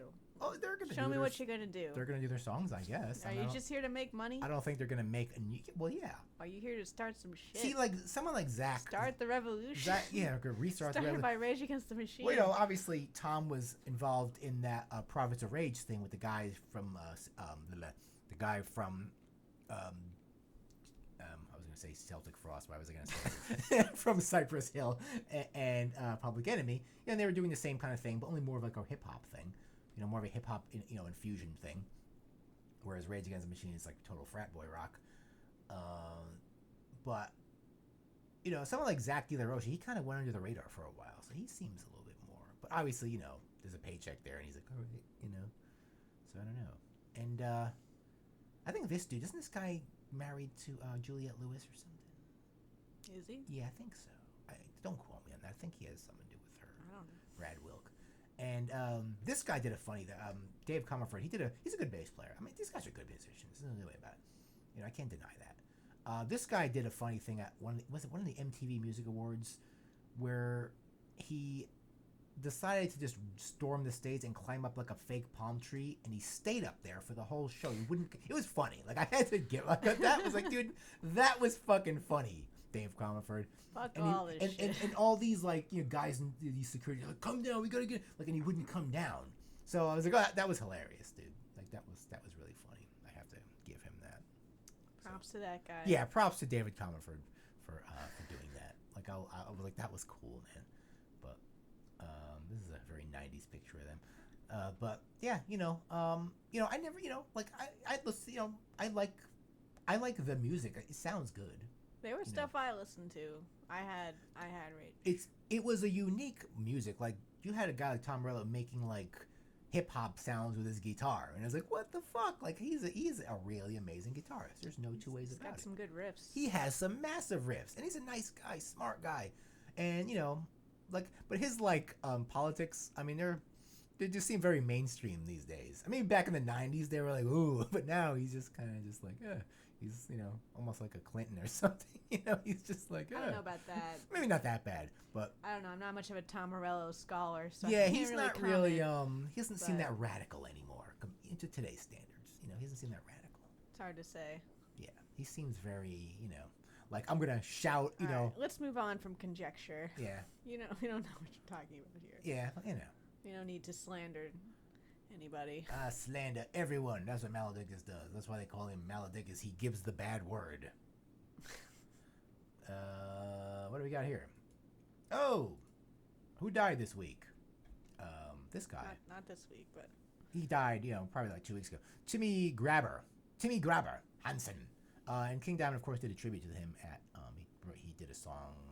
Which song was it? I think it was The Lake or something like that. No, it wasn't that one. It was that song. It was the one you called the Glam. Yeah, the very glittery song. That song with the very glittery intro. You probably all know what I'm talking about. Forget the name. Yeah, but so he passed away. He was the original Merciful Fate bass player. Don't quote me as to when he was from. I wonder if I ever saw this guy when I saw Merciful Fate. Probably not. He probably wasn't in the band anymore when I saw them.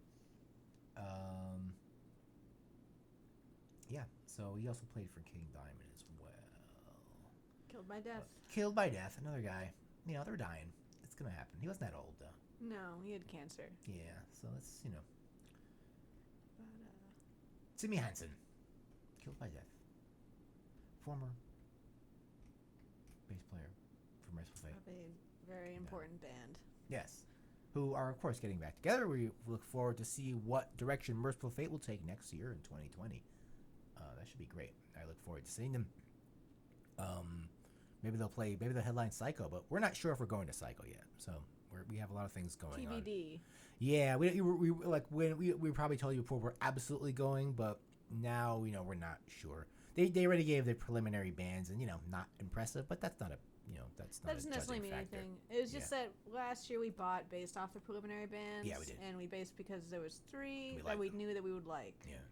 And this year, probably will like Mayhem. Yeah. Necro Butcher's an asshole. I don't know much about modern Mayhem. Yeah. So I don't know what they play. I don't know what they're doing now. Are they the True Mayhem, or are they Is there a difference between the True Mayhem, or because this band calls itself the True Mayhem? There is. Yeah, is that the same thing? They've got Necro Butcher, and I think they have Hellhammer, so they've got. I guess that's the There can't be another Mayhem. Yeah, I think they go by. I've heard them go by. We are the True Mayhem. So. That I don't know. Yeah, they are true. They have pieces of dead skull. But yeah, we didn't put Necro Butcher on here. He's been running his mouth. Yeah, did I put that on there? I might have. I don't think. Well, I put it on the Facebook. Yeah, Necro Butcher. He's been like, oh yeah, he's like, if Varg didn't kill Euronymous, I would have done it. Well, no, not even. I was also on my way. He was like, yeah, okay. Maybe that was lost in translation or something. Yeah, maybe, or he's obviously just talking shit. If Varg did it a day later, I would have. I would have been there. Obviously, it's very clear that even though they gave Euronymous some negative traits in the movie, he's kind of portrays this innocent guy when he probably really wasn't. A lot of people have nothing good to say. Well, I remember fighting with you is that I thought that movie made him seem like an asshole. A little bit, but not enough. But just because I think the thing is a lot of people when they watch movies, that was actually a thing with the Joker that came out. Yeah. It's just because he's the protagonist doesn't mean he's a good guy. Yeah. And a lot of people just cannot understand that. But concept. they kind of had this really false thing at the end when Euronymous kind of become, he kind of lets go of all of his bad stuff at the end and cuts his hair, which did not happen at all. Anyway, well, they all hated that movie anyway. Yeah, the black metal culture in general, absolutely. So that's probably why he's talking about it, because he's trying to redirect the public opinion on. Yeah, he just wants attention. He's like, look, we're playing, by the way. Also, we have a new album. We are playing Psycho. Everyone pay attention. We do have a new album. Necro Butcher, he always has temper tantrum. When that banger guy interviewed him originally, he's like, "Well, fuck you!" I remember the banger guy just asked him a simple question. I forgot what he asked him. It was something innocent. It was something about how it was fading. Yeah, and he's like, "Well, fuck you!" That was from a long time ago. Yeah, it was right? many. When it that actually was legitimately probably 10 years ago. Was fading. Yeah, it was now 10 years it's ago. on the up, I would say. Oh yeah. Yeah. They definitely weren't doing well at that time. They were playing some shitty Eurofest. And the banger guy just asked him something, and he's just like, "Fuck you!" Then he interviewed him again a few years later. He was like, "I'm very sorry, I was drunk." He was like, "I'm sorry about that. I was now Necro Butcher's old grouch again. He's just angry." He was yelling at. They were questioning about the movie. I think the dude from Loudwire or something was questioning him. He did that interview multiple times, multiple places talking about this. He won't shut up about it. Yeah, he's angry. He gets really heated. He gets really riled up about it too. Necro Butcher. When you talk about the movie, he's like, it's just insulting. Well, I don't think any of those guys But he's really he gets riled up though when you mention it, and he likes to get riled up. He wants to get all look at me, everyone. I'm on the news. Well, no, actually, he was just it made me sad. That's what he said. No, there was one interview I saw. He was getting all flustered. He's getting flustered. He said it made me sad. It was not a good movie. That's all he said. Yeah, was he expecting it to be good? If Macaulay Culkin's brother is going to be in and Val Kilmer's son is going to be in, it's probably not going to be very good. Okay. All right. So look at this. Kiss have announced their final date at the end of the road tour, and in reading carefully, it's probably going to be in New Jersey. It's probably going to be at the MetLife Stadium, since the venues in the city are probably not big enough. You expect it to be Madison Square Garden, but why would they have it at Madison Square Garden when it could be at MetLife, which is way bigger? So most likely that is where it's going.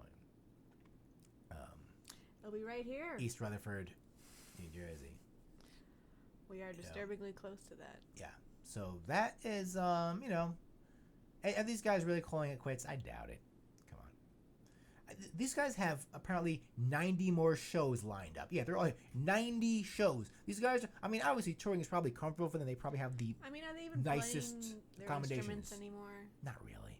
Probably isn't that tiring to. Yeah, not really. do Everything these you see shows. is fake up there. Everything you see is just fake. They probably have backup singers. It's just, like they probably have like vocal help. Who knows? It's I would have liked to see these guys. Sad. If like I was around 1977, I would have liked to see these guys in 1977. Like that would have been cool. You can't go back. Can't go back, but I just see these guys as these just fat silly guys, just very guys. They're making tons of money. Like I told you before. You go see Ace. I've seen Ace before. Ace is fun. I like Ace. Ace is doing a show with High on Fire in Texas. He's doing a festival with High on Fire and Power Trip. Imagine Did that just happen? Did it happen already? Did it just happen? Well, I mean, High on Fire and Power Trip are touring together now. No, I think it's a different thing. No, I think it's a different. So they're coming back together. Yeah, I think they're just doing this show. It's like a festival show with it might be maybe at the end of their tour or something. I don't know the date of it. It's like a beer fest. It's called Foamhenge. No, that happened already. Oh, it happened already. Oh, so we missed it. Okay, so yeah. Ace Frehley was doing a We show missed it. with them. It was in Texas anyway, but Ace Frehley doing a show with them. So Ace Frehley is fun. He's kind of like Tony Clifton. He's like, oh, that's how he kind of acts up there. I saw him once, and there was like the guitar was feeding back, so he was getting angry. He's like, oh, the fucking feedback, but he can still play, So I give him that. Yeah. I wonder if they'll ask him to come on stage. Supposedly they're going to ask Vinnie Vincent to come on stage, which will be a disaster. Like that friggin' whatever he is, whatever's going on with him, he can't play anymore. He's completely just. That's right. I read it somewhere that they might ask him to join them, which would just be completely awkward and embarrassing. Okay, so. But yeah. Kiss, whatever, old people. Okay, boomer. Literally. Okay, boomer. That's what they're saying. That's what I'm going to say to you. Us Gen Xers don't give a fuck about either one of you. This. Okay. So, this guy's back. And the only reason this guy got fucking 15 minutes is because everyone at Metal Sucks every other week was like, oh, this guy's doing this now. Now, if you're not familiar with Jared Threatin, listen to his music. It's like a very poor man's dream theater, but it's like his voice is. You just want to set this guy on fire, like hearing his voice. Like I don't know what to classify this music as. It doesn't even seem like it should be from this planet, like the music this guy's making. But basically, he's this guy he's like a giant grifter, basically. So let's read. Exactly 1 year ago, Jared Threatin became the subject of, because of Metal Sucks, of one of music's most viral scandals. He faked an entire fan base, fooled a series of European venues into letting him book a 10-date tour, and was globally humiliated when the internet uncovered the scam that resulted in Threatin. His name is Jared Threatin, playing mostly empty rooms. So basically, he created this presence online. Like he was this big thing, and he would play these shows that no one would come to, and he would kind of just make up this fame. Which, like in some way I don't blame him, but it's not the way to do it. It's not going to work. And it cost him a lot of money. What kind of band was he? It's like, he's a good guitarist. I'm not going to say he's not a good guitarist, but he is like something out of a comic book. Like the music he plays, it's like a really bad version of the Dream Theater. That's all I could say, and that's probably not an accurate description. Like, I don't know who I can compare him to, I really don't know. But, and he basically hired these musicians who eventually kind of were onto the thing, and they kind of just left, and they sued him, for, basically getting them into all this trouble. Like, they were basically broke and stuck in Europe without any money, and he didn't pay them. He's not from Europe? No, he's from, like, the Midwest. Yeah, he's from, like Iowa or something. Why did he book a tour in Europe? I don't know. He thought maybe his like shitty sound would work there or something. I don't know. But apparently he is just a few hours ago, Threatin returned to the underworld in United Kingdom for a special one-off show. Approximately 50 people, which is about 50 more people than came last time. So just his ridiculousness is bringing the boys to the art, okay? Just like the fact that, Listen, however you get it done. However you get it done, dude, this guy figured out, like, that's his album Whatever cover. you gotta do. That is his album cover, that. Like, it's him in, like, a frame. He's like...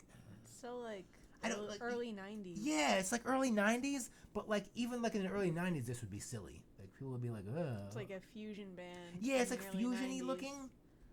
I mean, he's a good guitarist, but is this actually from the show?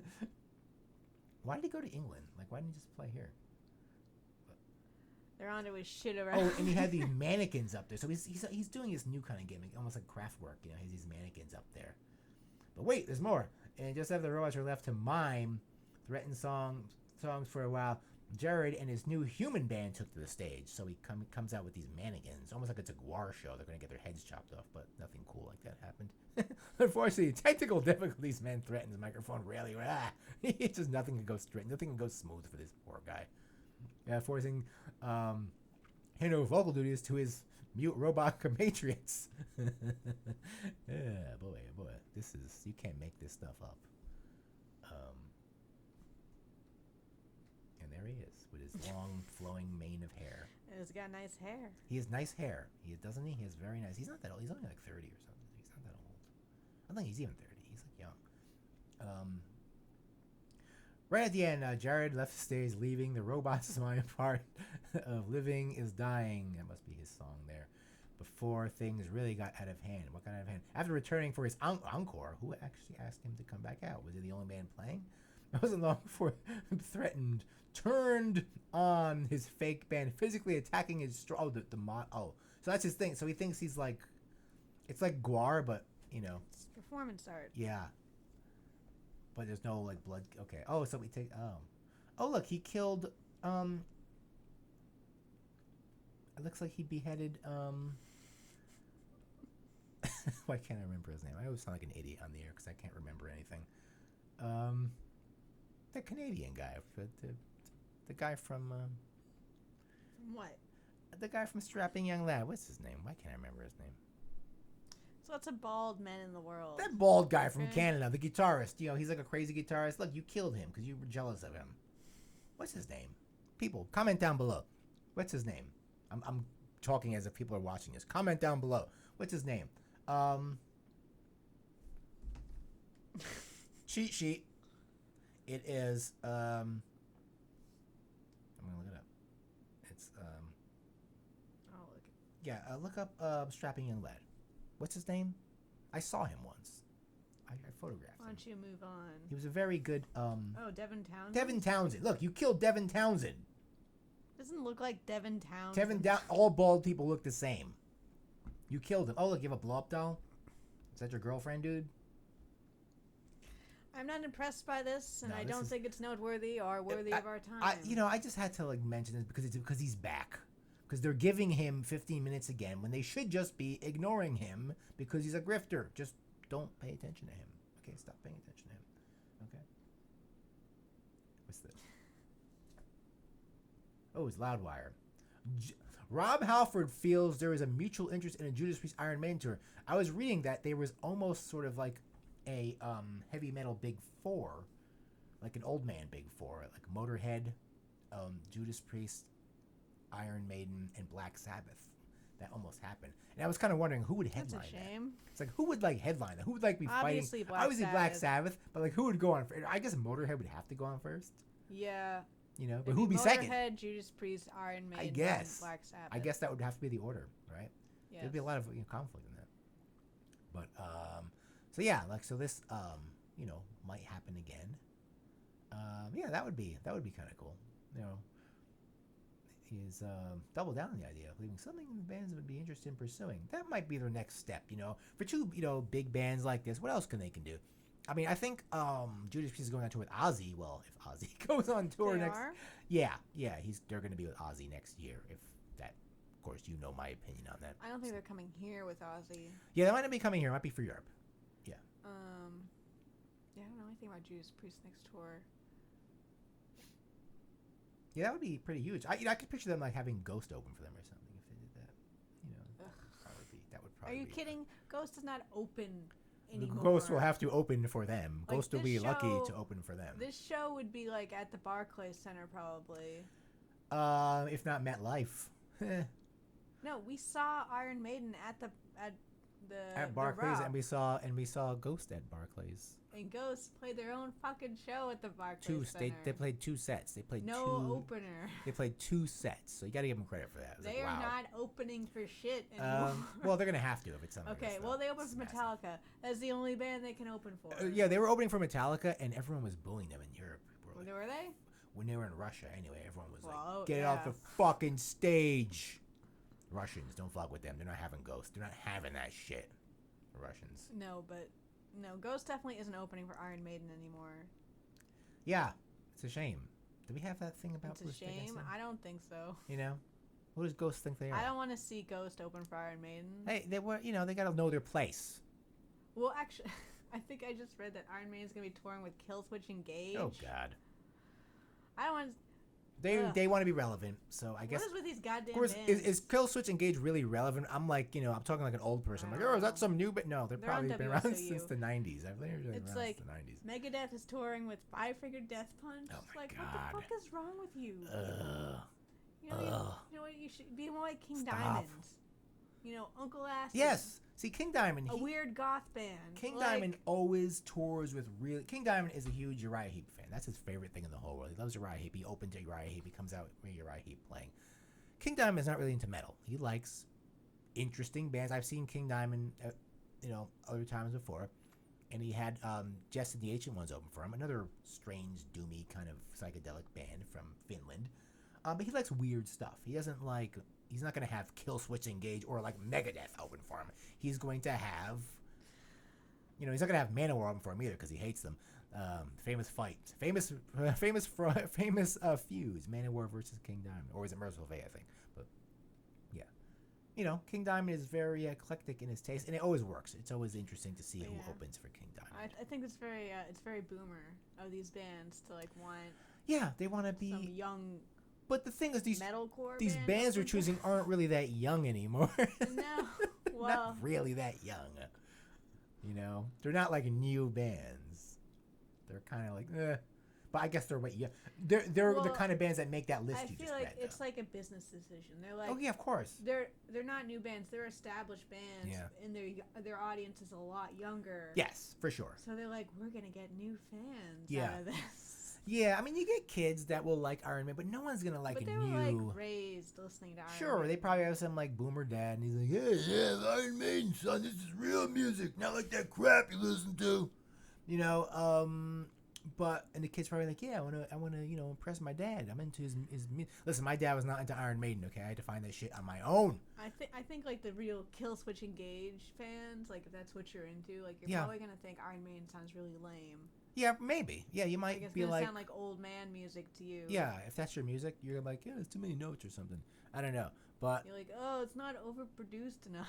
Yeah, it's just like it doesn't sound annoying. It's such a different. I don't even know what Killswitch Engage does. I mean, it's WSOU music. I don't. You do know, but it's like both forgettable and awful. Yeah, it's like that cutting edge sound, I guess. Just like that kind of stuff, probably, right? Like very syncopated, kind of tuned down. Yeah, that shit. Okay, I figured. People, that is not creative to do that. Like, it's like, oh, we're so edgy, we're so heavy. We tune down to A, and we go jun jun jun jun jun jun. It spoke up, Baby Joan. She's like, shut up there. There's a baby downstairs, and she can hear the Here Lies Metal podcast before it's been broadcast to you. Let's move on. So this can happen. I don't know. It's obviously we're looking at this article here, and that is a possibility. It just I could imagine Ghost opening. They're not opening for shit anymore. It's gonna be. They're too big. Way it's gonna be. And if they open for anybody, it's gonna feel like Madonna. It's the way it's gonna. They're gonna open for Lady Gaga. Yeah, that's true. Speaking of Ghost, dun dun dun. Speaking of Ghost opening for Madonna, Ghost's new album won't be helmed by a heavy metal producer. There you go. That's what they're doing. That's where they're going, people. I mean, it makes sense. Yeah, of course. The reason if you Ghost July is Forge. Heavy metal for like 10 years. Yeah. Yeah. I mean, they're not 10 years old, but they their like first 5 album, years. Their first album was metalish. Like, even though that was a gimmick, that was a grifting gimmick. Like, I got into it. I was like, oh, this sounds good. I didn't know where they were going with that. Tobias Forge had obviously plans. He wasn't, he was just doing metal for the time being. It wasn't real. They tricked me. I fell for it. I fell right for it. Okay? Just like, these people on the internet trick people. Same thing. I fell right for it. You tricked a lot of people. He did. He tricked me. He got me, I would say he spurred my interest in metal again. It was because of him. So I'll give him that. And of course, I moved on to, find better, newer stuff going on today. And, quickly moved away from Ghost, stepped over that stone, fortunately. Some of you need to make that step. Let them go. They're like baby steps, like baby food. I'm still watching. They're not going to get better. You can't get better at this point. You can't just go back to, Opus Anonymous. But now if he does, it's fake. Opus Anonymous. Opus Eponymous. Opus Eponymous. Opus Eponymous. Opus Hippopotamus. You can't go back to that. If you did, you'd be like, it's not from the heart. If he did, you'd just be like, oh, he's just doing that. But he couldn't though. It's not gonna happen. So, bands get heavy again. So anyway, he says he prefers not to work. Bands get heavy again all the time. But sometimes, with someone like him, we know he's a fake. So no, I don't think he's a fake. I will fight you on that. He's not a fake. He's done everything. He's very Swedish. He's thrown many things at the wall. Ghost stuck. Subvision didn't stick. That death metal thing he didn't stick. He's just, when he worked at the call center, it didn't stick. I gotta give him credit for not working now he's making all kinds of money. He used to work at a call center. So there's hope for everyone. You're people. Just jealous. Listen, he did it. He got through. I hope, hopefully I get through the same way he did. If I have to grift you, hey, they don't call it Here Lies Metal for no reason, people. I'm lying to all of you. So we don't need to read this. Yeah, it's just he doesn't want heavy metal producers anymore, which makes sense. He's confirming.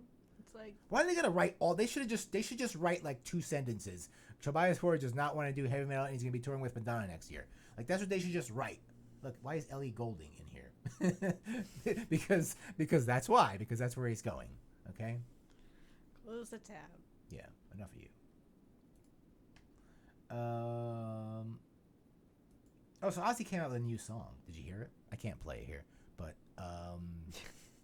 I listened to it on the Ozzy radio, on the satellite radio, and so very it's not with Zakk Wylde, by the way. It almost sounds like it is because it's very Sabbath sounding, but in a very cheap way. Well, it's definitely Ozzy metal. It is Ozzy metal mixed with a late Sabbath sound in a way, because he's going for that because he knows that's what sells. He needs to go for that little. Because people kind of really identify him with Sabbath now more than ever. You think? What? Yeah, since he did his last tour with Black Sabbath, finished that up. People always want that to be in his wheelhouse now. They want it to be, and ever since he obviously came out with that Black Sabbath album too, people kind of want that heavier sound. I think people a lot of people don't want that Ozzy metal sound anymore. He's still gonna do that. The new song is Ozzy metal. Yes, but it definitely has some Sabbath tones to it. Which I wasn't impressed with. I was just like, okay, I see. I wasn't impressed by the song. Yeah. Either. So let's see who's who's playing with him. Solo band. We don't know who's the guitar player then. Blasco. Who's Blasco? Blasco bass. Tommy Klufitos. That must be Greek on drums, and Adam Wakeman, who is Rick Wakeman's son, by the way. He also played for Yes. Adam Wakeman. Producer Andrew Watt is on guitar. Okay. Who Ozzy met while recording his parts for the Post Malone song "Take What You Want." Wow, so he just got the produce. So there's no significant guitar player. It's just the producer. There's no guitar player really. It's like when Bob Rock played. It's not rocket science guitar. Yes, it is. For Ozzy, listen, a guy like Ozzy needs a hot guitarist. Ozzy's always had a guitar duo. Ozzy and Tony, Ozzy and Randy, Ozzy and Jake. Ozzy and Zach. It's just every, Mick and, this is just a single. Yeah, okay, so it's just a single, okay. But, so I don't know who's going to be this on producer the album. is just, he's just... But the album will not feature Zakk Wylde. Yeah, it's not going to be Zakk Wylde. So it's just when Metallica had Bob Rock play bass for them on the Saint Anger album. It's just But for a guitar player, that's it's supposed to be... That's supposed to be a really big shoes to fill when you're with Ozzy. Those need to be really big shoes. It's like, Mick Jagger and Keith Richards. It's like, like Steve Tyler and Joe Perry. Billy Idol and Steve Stevens. Like it's a duo. Like. And Ozzy has always been one of those, and he's just got some nobody now. It doesn't mean the guy doesn't know how to play. I mean, there's a lot of good guitarist players you probably never heard of, just because they're not Zach Wild. This is his break. Yeah, it is. It's some young kid who works with Post Malone. Yeah, it's like some guy. It's just some guy that no one knows who it is. Post Malone, that fucking guy. Looks like some homeless guy. All right. So yeah, no Zach Wild there. Yeah, and I thought it was, when I listened to it, I was like, oh, that sounds like Zach Wild, but it isn't. It's just some guy who's... And these days, with the internet, people could just learn your style very easily and just mimic you. That's really what it's come down to. I don't believe we have to. Did we have that article about Bruce Dickinson? Getting divorced? Yeah. No. I have to add that right now. It's the most important news of the week. Open your phone. Tell people about Windhand. Okay, Windhand. so Windhand, they were robbed in Houston, like every band gets robbed. Listen, people, this is why I would never fucking go on tour. Okay, I hear stories every week about some band, that would be, I'm not saying like Metallica's getting robbed, but like bands like the size of Windhand, I call them Windhand. It's like by habit now. Windhand. Sounds like a Wyndham they got all their shit stolen, and here's what they got stolen: a '79 Rickenbacker 4001. It's worth a lot of money, man. Of course, the thing is that's like stealing like a 1970 Barracuda. It's like you're not gonna be able to you're not gonna be able to hide that thing. Okay, second that thing goes on the market, they're going to know whose it is. Okay, so I'm not sure what what your end game is stealing that. It's not just stealing some like Fender Stratocaster. It's I heard they posted it on Facebook Marketplace. Wow, we have really smart criminals too. Okay, they're mastermind. Yes, mass criminal genius mastermind. Lex Luthor must have stolen them. This is stoner rock, Yes, I wonder, but yeah, it's very unique. The stuff that was stolen here, the 2011 white Gibson SG, that's kind of, that's a little more generic. Or 2013 black Gibson SG, but these early '80s Rickenbacker 4001, those are very unique. So they stole their sunglasses. They stole their Ray-Ban wafers. They got the sunglasses. I have a pair of Ray-Bans. They've got a backpack. And I would be very mad if they were stolen. My car is open. You can just steal my Ray-Bans. They're in the glasses compartment in my car. You can just go in and take them. They're like $150 glasses. You could just take them. No one ever has, though, because they see my car and you're like, there's nothing in there. They're like, there's no... Where are these guys, like, from the 90s? Like, they stole their iPod? You guys still have an iPod? God, I thought I was old. Look at this. A second-gen iPad? Like, how fucking old are you guys? I thought I was old. Listen, they're like in a mid-tier band. They're like middle class. Yeah, but you're using like this. You're using an iPod still. What is that? Like the sound for your vans? Like, yeah, put it like. Don't you guys have phones? Like I was an iPod user for the longest time. Then one day I woke up and I was like, this thing is useless. They might use it for like other shit. Like they might like record riffs on it or something. Like when a second gen iPad, what is that? Like 10 years old? All right, stop making fun of that. What else did he steal? Microphones. If you got all the stupid shit you own stole, you would put it all on the list. My instruments? Yeah, I'm not making fun. No, I'm not making fun of their gear. Their gear is top notch. I'm just making fun of these accessories they have, like their fucking their iPad and their iPod. All right. Well, I got all the shit on Bruce Dickinson. They got okay. We'll read that in a second. I'm reading the Mail Online, which I'm pretty sure that's is perfect. Like some is that UK some gossip isn't that site. some British conservative site? I think it is. Yeah. Is that the Daily Mail? The New York Post or something. Is that the Daily Mail? It's the Daily Mail. Yeah, there you go. So that's that's a good source. Perfect. Like TMZ. Why don't we go for? It's probably not on TMZ because TMZ is probably like what? It should be on TMZ. I don't know if this is actually that salacious or anything. No, but Bruce Dickinson was married for decades. Yeah, it's more tragic than salacious. Tragic. The mother of his 3 children. Yes, he had 3. Mind you, Bruce Dickinson is a very wealthy guy who owns an aviation company in Cardiff called Cardiff Aviation. A multi-million, if not possibly billion-dollar company. Who knows? What is going to happen to all these assets? But it's saying that they quietly separated last year. Yeah. So I don't know if he was necessarily cheating on his wife. Okay. They might have separated. Right before that, and then he got with this. And then he cheated. So maybe he's a stand-up guy. We don't know. Okay. I do like that the woman he's with now is described as roughly 15 years his junior, which isn't she still that looks, bad, honestly, because he's looks, in his 60s. Yeah, he's old. So she's in her 40s. She still looks pretty bad. I don't believe I didn't put that on. So, but she's like an Instagram fitness model. He's French. She is French. Who is apparently a big Iron Maiden fan. Oh, okay. I just think it's funny on this article because they have all these pictures from her Instagram where she's like, looking real hot for like in her 40s. Like, yeah, she's got these big, like, fake like body parts, fake lips, fake boobs.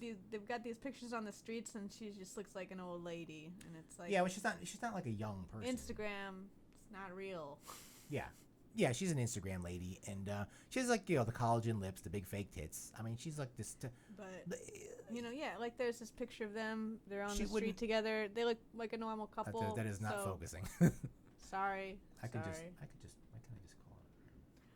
They just look like a normal couple. It doesn't look like Bruce is a dirty old man for being with this lady. Yeah, I mean, obviously he's a rock guy. He's gonna have this rock girl. He's gonna not have Ginger Baker, okay? Yes, he's and he's alive too. So, yeah. Well, Ginger Baker left his wife for a 17-year-old. Oh yeah, that too. Yeah, Ginger Baker's wasn't a nice guy. Okay, this college ugh. That is not like. We don't need to. You just have a. Look, his wife, very elegant, well, nice, that's an classy old photo. lady. Old photo. Look how young he is. He's probably. I guess so. He's probably 50. Maybe she's like an old hag now. But that's what happens when you get old, man. Nobody wants to see you naked, Bruce Dickinson. Okay? I bet this supposed Iron Maiden superfan probably does. Yeah, I guess so. She's like, But this guy, was it somewhere along the tune of like $90 million he was going to lose in this? Do we have that? Those TMZ facts? I don't know. I heard it was like something. Don't quote me. I heard it was something like Daily Mail is more interested in what this lady looks like. Yeah, that's true. But the money, the settlement is going to be important. I think it's like I think the settlement's like $90 million. Imagine $90 million. Why don't you just stay with her? $90 million, people. Some things are worth more than money. Nothing. $90 million. You deal with it. You deal. You weren't born rich, Bruce Dickinson. Listen, you know what it's like not to have that money. You know how easy it is for him to cheat on his wife? Yeah, it's very easy. So there must be a real good reason that he's doing this and not just cheating, okay? Yeah.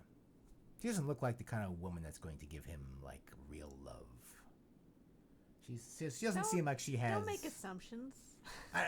Anyone who has lips like that and goes on Instagram and smiles like that doesn't look like they have a lot going on in between, above those boobs. Okay? Like, anyone who takes the time to do that to their lips doesn't strike me as a person of character. Okay? That's just saying. Like, if that's your priority to, like, make your lips do this.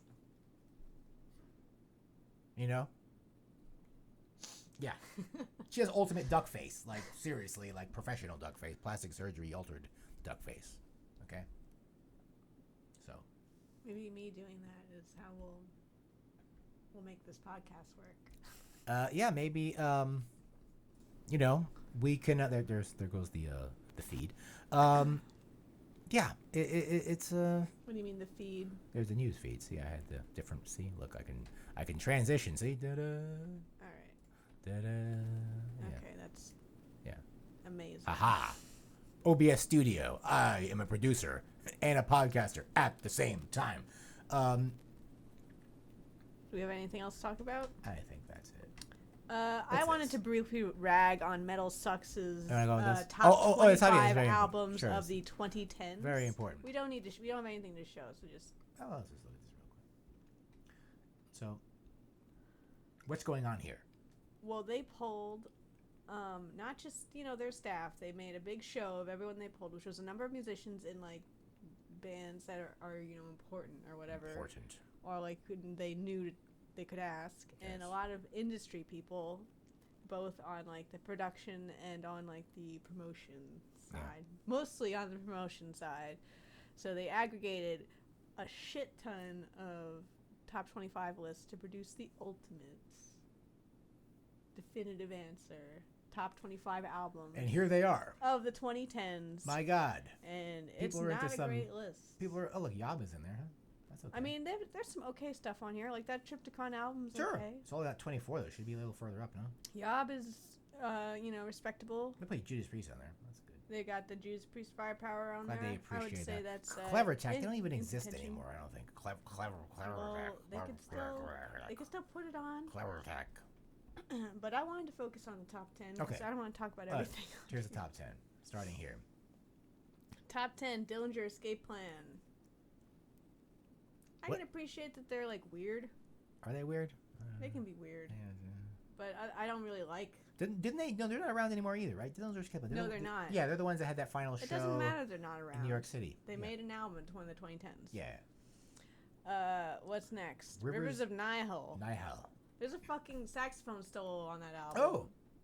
Go fuck off. They don't seem like the kind of band that would have a sax solo. They're like sax solo. they're like progressive death metal. Oh. Okay. I would say. I'm not familiar. Number Deaf 8, Heaven. Deaf Heaven. We saw them at Psycho. They weren't terrible. They're okay. I was like, meh. I was expecting. I was going in like I wasn't gonna like it. And I was like, meh. Listen, it's fine. I'm not really into that kind of stuff. Yeah. I can understand being into it, but I do not like seeing it on the best metal list. No. It doesn't belong in here. No, it's It not. is so vaguely like. Yeah. I don't even think they like being called metal. No. Like No, I can see why. they're doing their own thing. It's a weird thing. It's a weird mashup. I will say that new song they have is pretty black metal. Yeah, it's But black other than that, metal-ish. They just have like this nice black metal vocalist, and they're playing like indie shoegaze music. It's like shoegaze and black And metal combined. It's I'm very sorry, that vocalist weird. alone does not make them metal. Like, Yeah, it's weird stuff. It's a weird combination of weird stuff. I mean, I think it works. Sure, it has a fan base. People like it. I don't really like it, but Yeah, it doesn't belong in here. no. Next, Baroness. That's like post metal. I don't even know. Listen, I used to be into Baroness when their first album. When they have these colored albums, like the red album, the yellow album, the piss colored album, whatever. And I was like, yeah, work. Jeff Beasley, is that his name? He does the artwork himself. Very good artist, but I'm just tired of his stupid beard face. I never. It's so. Like I was into them at first, but now they're just like. It's so pretentious. Okay. That you It's can't. like all right, okay, I get it. Talking about a non-pretentious band, Power Trip is next. Yes. I can get behind that one. Sure, 100%. Everyone that was like voted like the best album 2017. Like everyone just loves it. Like regular normal people in the street It kind of blows my mind. It's like, why does like everyone them. like Like this? Post Malone likes them. Like I was walking down the street. My Power One of Trip. them made a deal.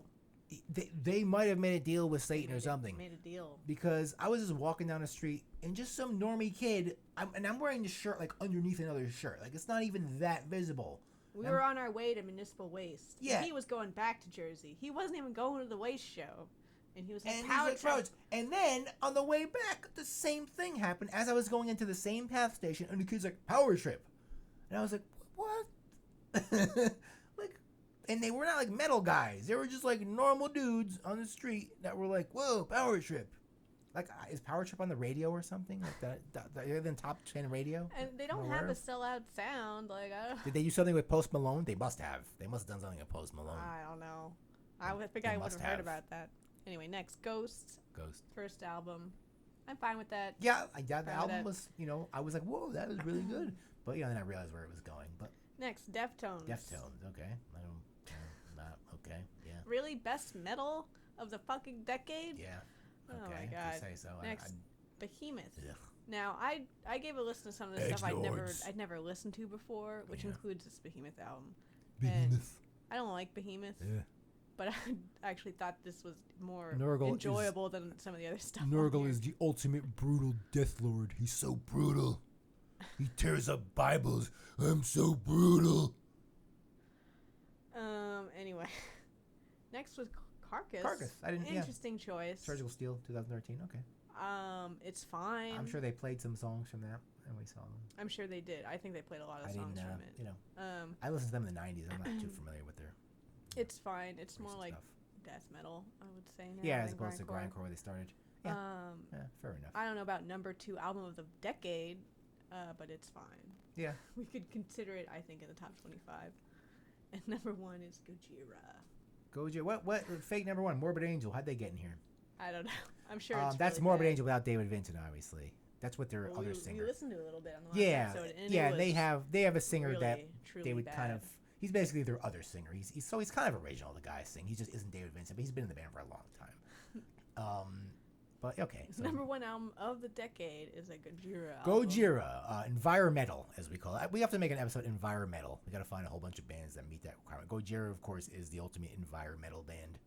They love the environment. They want to save the whales. Okay, they just should make better music doing it. Just if you're gonna save the whales, if you're gonna save the environment, at least make better music. So. Because you just make people want to destroy the environment, probably. They're like, oh, fuck, that song is terrible. I'm just going to start driving an SUV now. It's like a reverse effect. I don't think Gojira convinces anybody of anything. No. It's like when Greta Thunberg's like, how dare you? You're just going to piss people off. You're going to just start driving. I think she does a bit more than Gojira. She probably does more than Gojira. She doesn't make bad music. She doesn't make terrible music. I think anyone who's listening to Gojira in the first place, probably isn't, super conservative. Yeah, when they're French too. So. Like the conservative metal bros don't like Gojira. That dude, I knew that crazy dude, Brian. He was he was okay with them, They are very heavy. Yeah, they are. So maybe they're proggy too. Maybe that appeals to that reptile brain. Yeah, the reptile. The mouth breather. I mean, they're not a mouth breather, but I can see mouth breathers. Anyway, this list is shit. Yeah, it's total shit. I wonder who made this. But did Vince Neil Stein make this? I just told you it's an amalgamation of the luminaries of metal. What if Vince Neil Stein made All it? this is people being like, well, I'm not sure. There's a lot of... Honestly, this is a very hard task to pick 25 top of a decade. So, most people were like, well, what was important? What wasn't important? Who were the important bands? And so, this is just, people who are, progressing genres and, pretentious bands that are doing their own thing and with very few exceptions. Yeah. So that sounded horrible. Do not touch that. This thing is just. Why are you touching? There is some kind of connector here that is just completely fucked up. No, you can still hear you. It's just me. Okay, there. There's something wrong with the connector on this. I don't know what it is. Oh my god. You just touch it, it just starts going berserk. People, that means you should send me more money for one of those nice Shure 5 whatever those podcast mics. The Shure I don't know which one it is, but it's a dyno mic. It's not a condenser like this. But you should send me money for that. They're about $500. Send me $500. People buy a new one. It'll work fine. Send us 2 actually, so we can get one for Samantha as well. I'm using that MXL package where you get the 2 mics, $90. Instead of just talking shit, do you have any albums you would? Me? I'm gonna pick all the I'm obviously gonna pick all the newer bands that came out within that time frame that all sound old. That's where I'd be going with this because I just can't get into best album of the 2010s. 2010s was Lucifer Leviathan Logos by Magister Template. Well, I don't know if I don't know. I'm not I don't like to make top 10s. I don't like to We're doing it this year. Yeah, we'll do it at the end of the year. But I don't do it spur them. Someone asks me spur them. What's your favorite? I'm like, I don't fucking know, man. But if I was to make this list, just quick and dirty. Okay, well, Midnight's not on here. Midnight's Satanic Midnight Royalty. absolutely has to be. How can you ignore that? Let me think. You like them, people. I think that Iron Reagan album, the first one, it's really good. Yeah, absolutely. I would think actually probably my number one would probably actually be Arctic Thunder by Dark Throne. Yeah, why not? Not to say I do love that Magister Temple. They're an iconic name. You gotta very good. You can't ignore that something Dark Throne did. Yeah, where's fucking Dark Throne on there? It had why would you ignore albums. them? Yeah, why would you ignore them? And they were all good. Yeah, you don't need Arctic Thunder was the best. I don't think any of these people know who Magister Temple is. Okay? No, I don't. No, they're in the basement. Yeah, but that's how. That's how good that album. But they definitely know who Dark Throne is, and they definitely know who Midnight is. Okay. Do they know who Midnight's pretty up there. Midnight's even who's getting a lot of Devil Master's getting a lot of attention. Okay, even someone like them are. Well, I noticed there was no new albums on this list. Nothing from 2019. So okay, I feel like this is not quite the decade they were going for. But yeah, I don't know. This is Devil Master did have an older album, but I mean, Yeah. I don't think that's worthy of the top of the decade. No, it's not it's not awesome. It's just interesting. It's not awesome. I would probably put the Higher on Fire. Sure. Yeah. Electric Messiah, which the Academy agrees with me on. Yes, even the mainstream. Maybe that's why I go, the Academy chose it, and Matt Pike put on a shirt. So no, we're not going to touch that one. The Sleep album was pretty good. Yeah, it's worth putting on here. I'm not super impressed with it, but it's worth putting on. It was here. pretty solid. It was solid, but not like you have exciting. to acknowledge them. You have to. Even Uncle Acid. Uncle Acid. Shockwave I would put City. The new album. The new album for me. I would put Bloodlust on. Yeah, well, if we want to go back that far, sure. Why not? Or I would go. Well, it's the whole decade. Decade. Yeah, I would go with. I think Bloodlust. I would go with the Abraxas album, but for me, if I was gonna pick an older one, but yeah, but the new album's great too. I like it. Anyway. Yeah. This list is awful. Yeah, what do you expect? But from I would also metal? the only Sucks. things I would keep on it that's on here is Power Trip and Ghost, and maybe Judas Priest. Yeah. Maybe. Yeah, I would think that is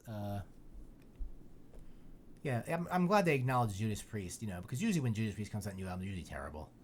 But that album, was fine. they didn't put Iron Maiden on there because it was terrible. Yeah. Yeah, that's fair. It's not good. It's boring. No one wants to hear new songs from Iron Maiden. Sorry, nobody wants to hear it. So that's the news. There's no other news. That's everything that's going on. What's the next episode? We have to get back into the death metal thing. We got to go into the Swedish death metal, don't we? We should go into that. We should go into the Swedish death metal. Continue on that. Let's do a 3-hour episode on Finnish death metal. Finnish death metal. Maybe we should do some Scandinavian.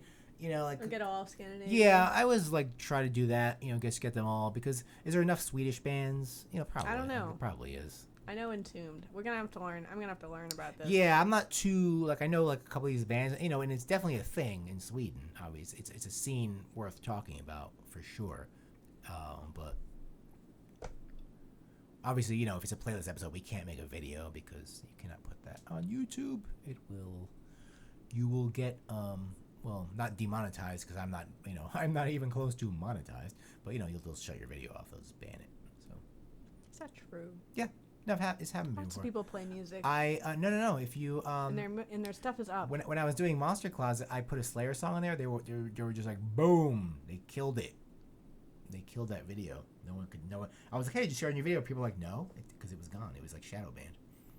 I could see it, but Well, that was a decade ago. No, YouTube is worse now. YouTube is 10 times worse. I was setting up channels for this in my gaming thing. By the way, people watch Maledictus Games on Twitch.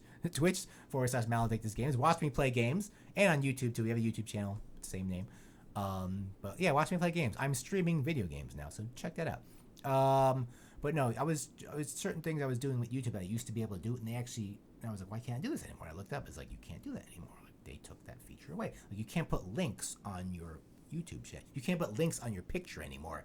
You could put them in the description, but you actually cannot put active links to external sites on your video anymore. They banned that. You can't do that anymore.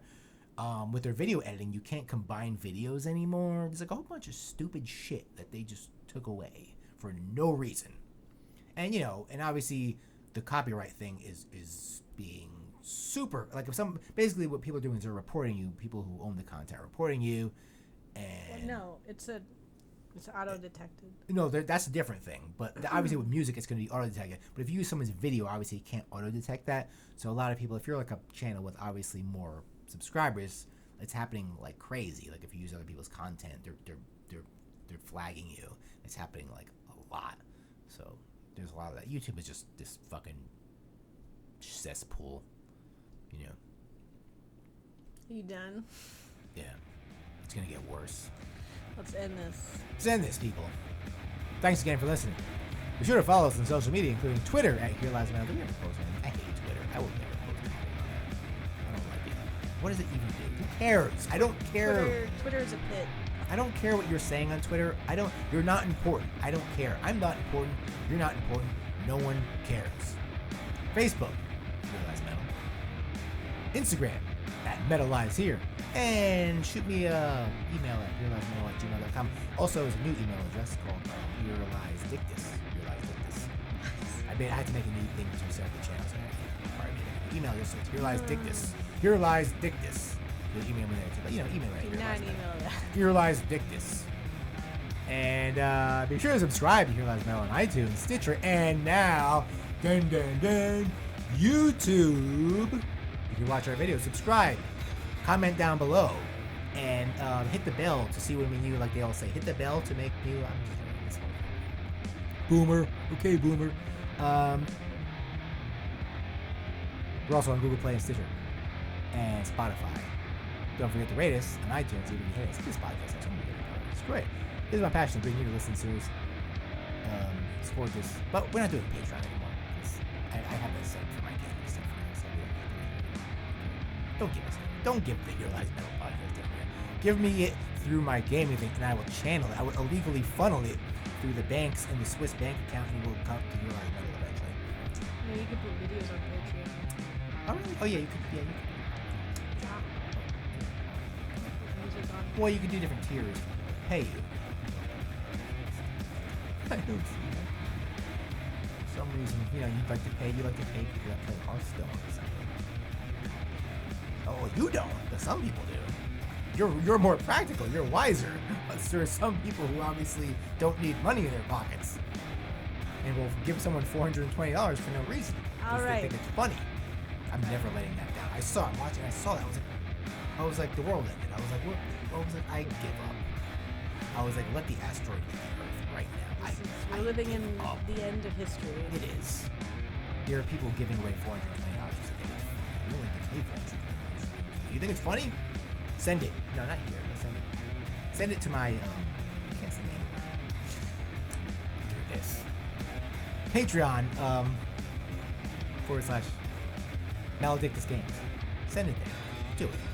No, but that's funding. No, you know what you do? You go on Twitch and you just hit donate. Don't use Patreon. That goes right to my PayPal. Don't use Patreon. Because Patreon has a tier system, and I don't have any tiers for you.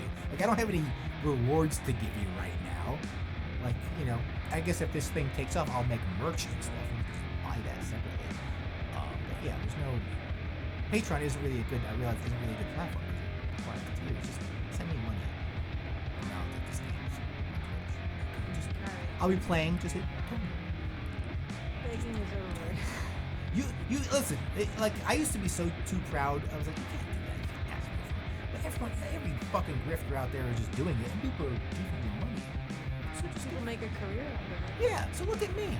Am I greedy? No. I work every day. I could be part of this American dream too. I could be part of this internet dream. Okay, no. Making a fool of myself. And look at this video. It's going for 2 hours. No, that's goodbye, everyone. We'll see you next episode. It's going to be a playlist episode, so it's not going to be a video. All right, goodbye, people. Have a good